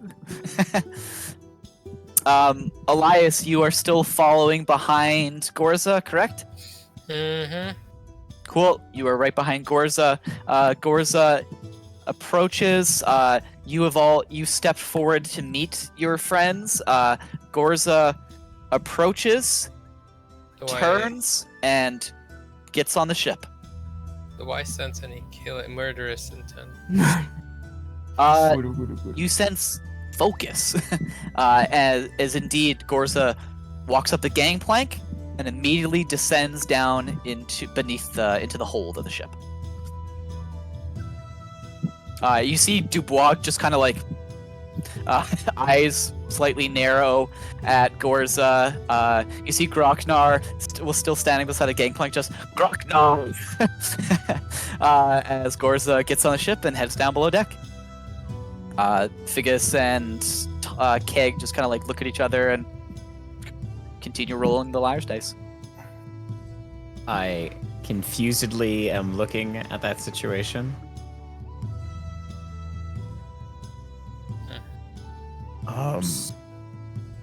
I'm gonna walk towards the ship.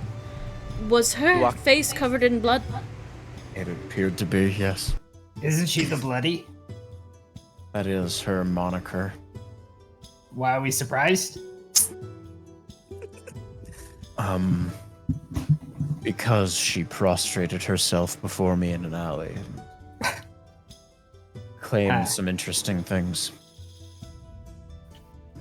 Okay.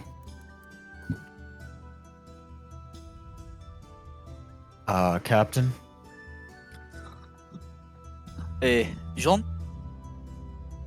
I'm worried about the mental state of your employee.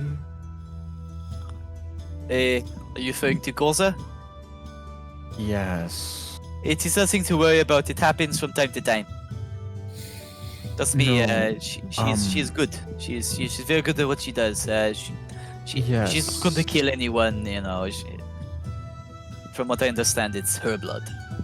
Yeah, no, it is. It is hers. She just, she claimed some very interesting things, and I'm not much of a history man, but, She claimed some things? I worry she's delusional. She seems to think I'm some kind of historical figure. How so? I will be honest, I did not remain long in that interaction to find out. The historical figure, what, like? I think Gorza might be a cultist. A cultist of? And I like lower my voice really. You see good Dubois leans in. Of Lord of War. Fixes the hat. Well, mon ami, that is, her name is Gorza the Bloody. What did you think? Oh, right, okay. People have all sorts of religious beliefs, you know, I don't pry, it's their business, oui? Gorza has been no problem. I don't know what you want me to do. Nothing, I suppose. Thank you for your time. We leave at 8. Goes back to filling out some sort of manifest.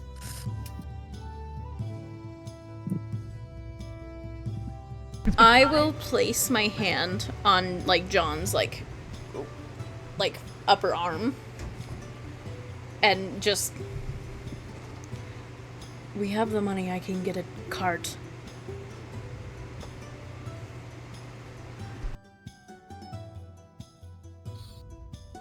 We can continue our travels by foot.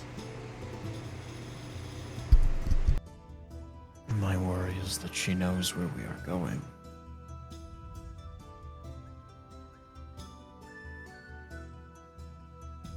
Would you rather stay in that situation or walk away from it? Speed will be our ally. We should just keep our eyes open tonight. And while we are on the road, there is much, as I said, I must explain.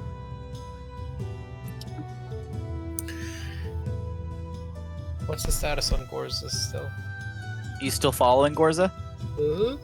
Gorza has gone below deck, gone over to her hammock, and has kneeled down, and is just staring at the wall. Okay. Eyes are closed, and as you listen for a few minutes, begins chanting again.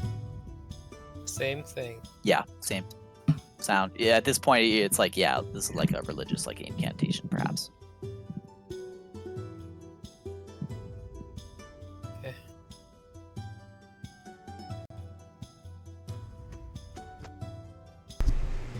I will turn to Dandon as we get onto the ship. Don't wander tonight, okay? You can stay in the crow's nest if you want to, but don't go far from me. Do you have a spell that can grow back hair? I don't have a spell that can grow back your hair, but I do have a spell that might make you feel better. Okay. And I will cast Prestidigitation on Dandon's head and make very intricate, like, almost like a mandala, in like, almost like a henna mandala on their skin. Is that better? Need a mirror, but I think so. I will obviously show them a mirror. Okay. That's cool. Okay. I go over to a crate, I lean up against it, I put my head back, and I pull out of my stuff a book that is green, and on the front of it, in just only slightly stylized script, it says arithmetic, and I just set it on my face. Awesome. Is everyone getting on the ship? Everyone gets on the ship. As Gristle walks onto the ship, you see Figgis. Alright. Oh, double or nothing, little man, let's go. Tosses you a mop. Gristle will just catch it and then, like, let it go. I'm not really in the mood, Figgis. What the fuck are you talking about? You're not in the mood? Yeah. Did I stutter? What's mood got to do with it? I've got You bigger gamble. shit going on. You gamble when the need arises. And my need does not arise, Figgis. Let it go. You're not risen? No. Unfucking believable. So it's just mopping on his own. He wants his money back so bad. I don't even have it.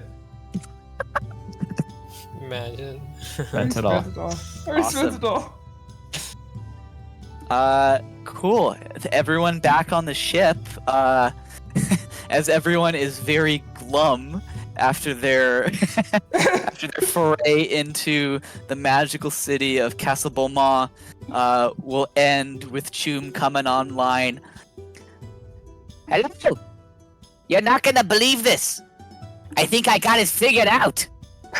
Hold on, let me try this. And you all get hit with the most intense headache you have ever experienced in your life. Just an ice pick to the temple.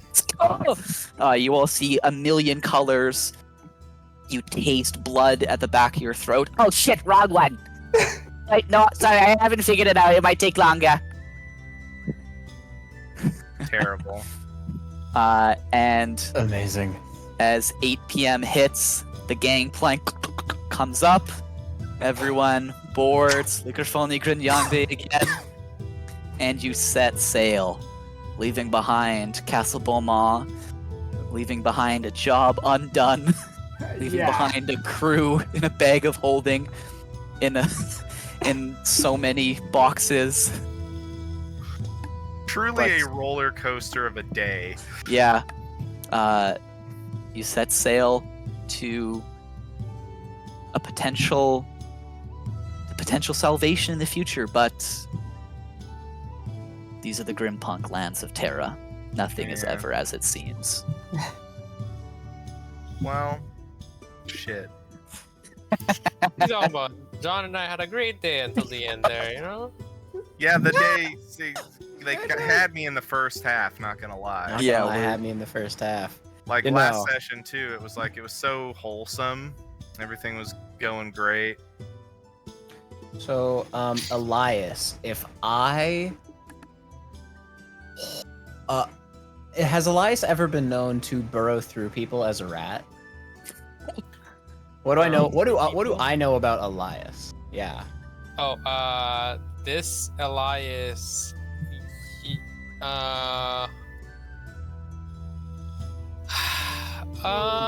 this Elias, you haven't really seen him take on any other form other than a rat. That's new. Okay. That's new. Everything else is new. Yes. Very interesting.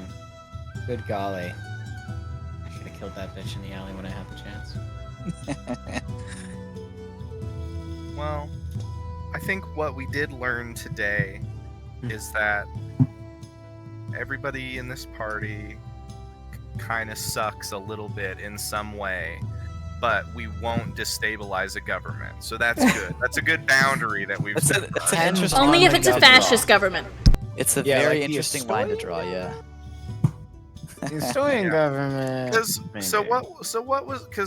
So if we had stolen the scroll because it had pieces of the pact on it, Yeah. it would have made the fairies pissed off at the knights, or the fairies pissed off at the human, or at the real world government, or yeah, is that what was A little happening? bit of yes there with how So the involved that night. scroll contains like the details of the particular pact that this chapter has.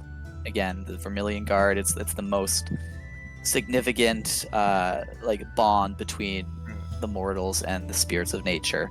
And the family wanted to steal it. And according to what you heard from Ivy, it was going to be given or sold to the Severe Templars. Okay, As to what that would do, who knows? right.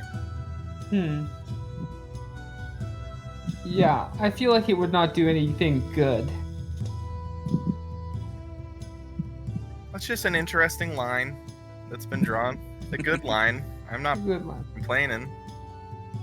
But yeah, no, I thought with Corey and Gristle in the lead on that one, I thought for sure we were stealing the scroll. So Well, I just need you to know, I prepped not one, but 2 levels of the Chateau de Lyon. It's I'm multi-leveled. So sorry, I Blake. dragged so you many just use it. fucking Just tokens. use it later. Use it Yeah, later. We'll Just break flash into it. some other rich Flash it guys. onto the screen, you know? Yeah. Here's the first floor. Yeah, some I'm other so rich guy will get sorry. robbed Here's by the us. Don't second you Wait, worry. don't spoil it. Don't spoil it. Like, don't And you just worry. like that, it's still- gone. We'll still rob rich folk. Don't you even worry about it. It'll still Well, happen. I like the relationship. I like Castle Vermont. I do not want to ruin it. I have to kill Gorza. I have to kill. Gorza has to die. We can kill Gorza as a I team don't to think make she. it I don't cleaner. think she has to die. I think we just leave. I don't think you understand. She knows where we're going.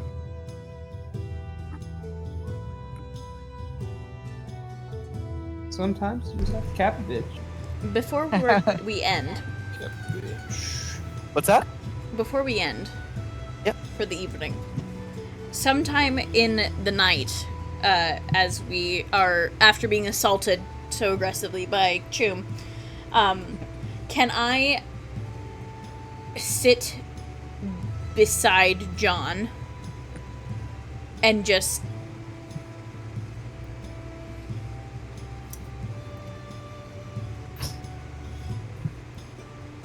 You're not going to hurt Dandon, right? I don't have any plans on harming most of you. I think Gristle needs a little, shake every once in a while to keep him on track.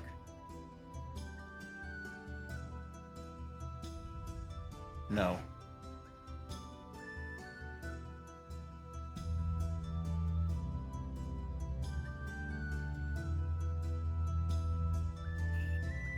I don't believe you to be the same person that Gorza thinks you are.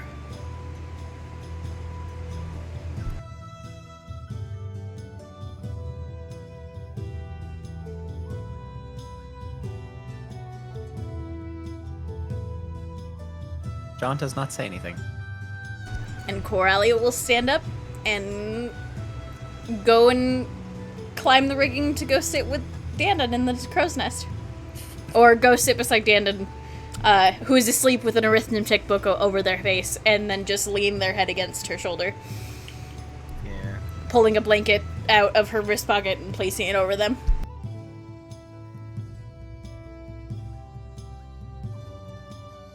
Awesome.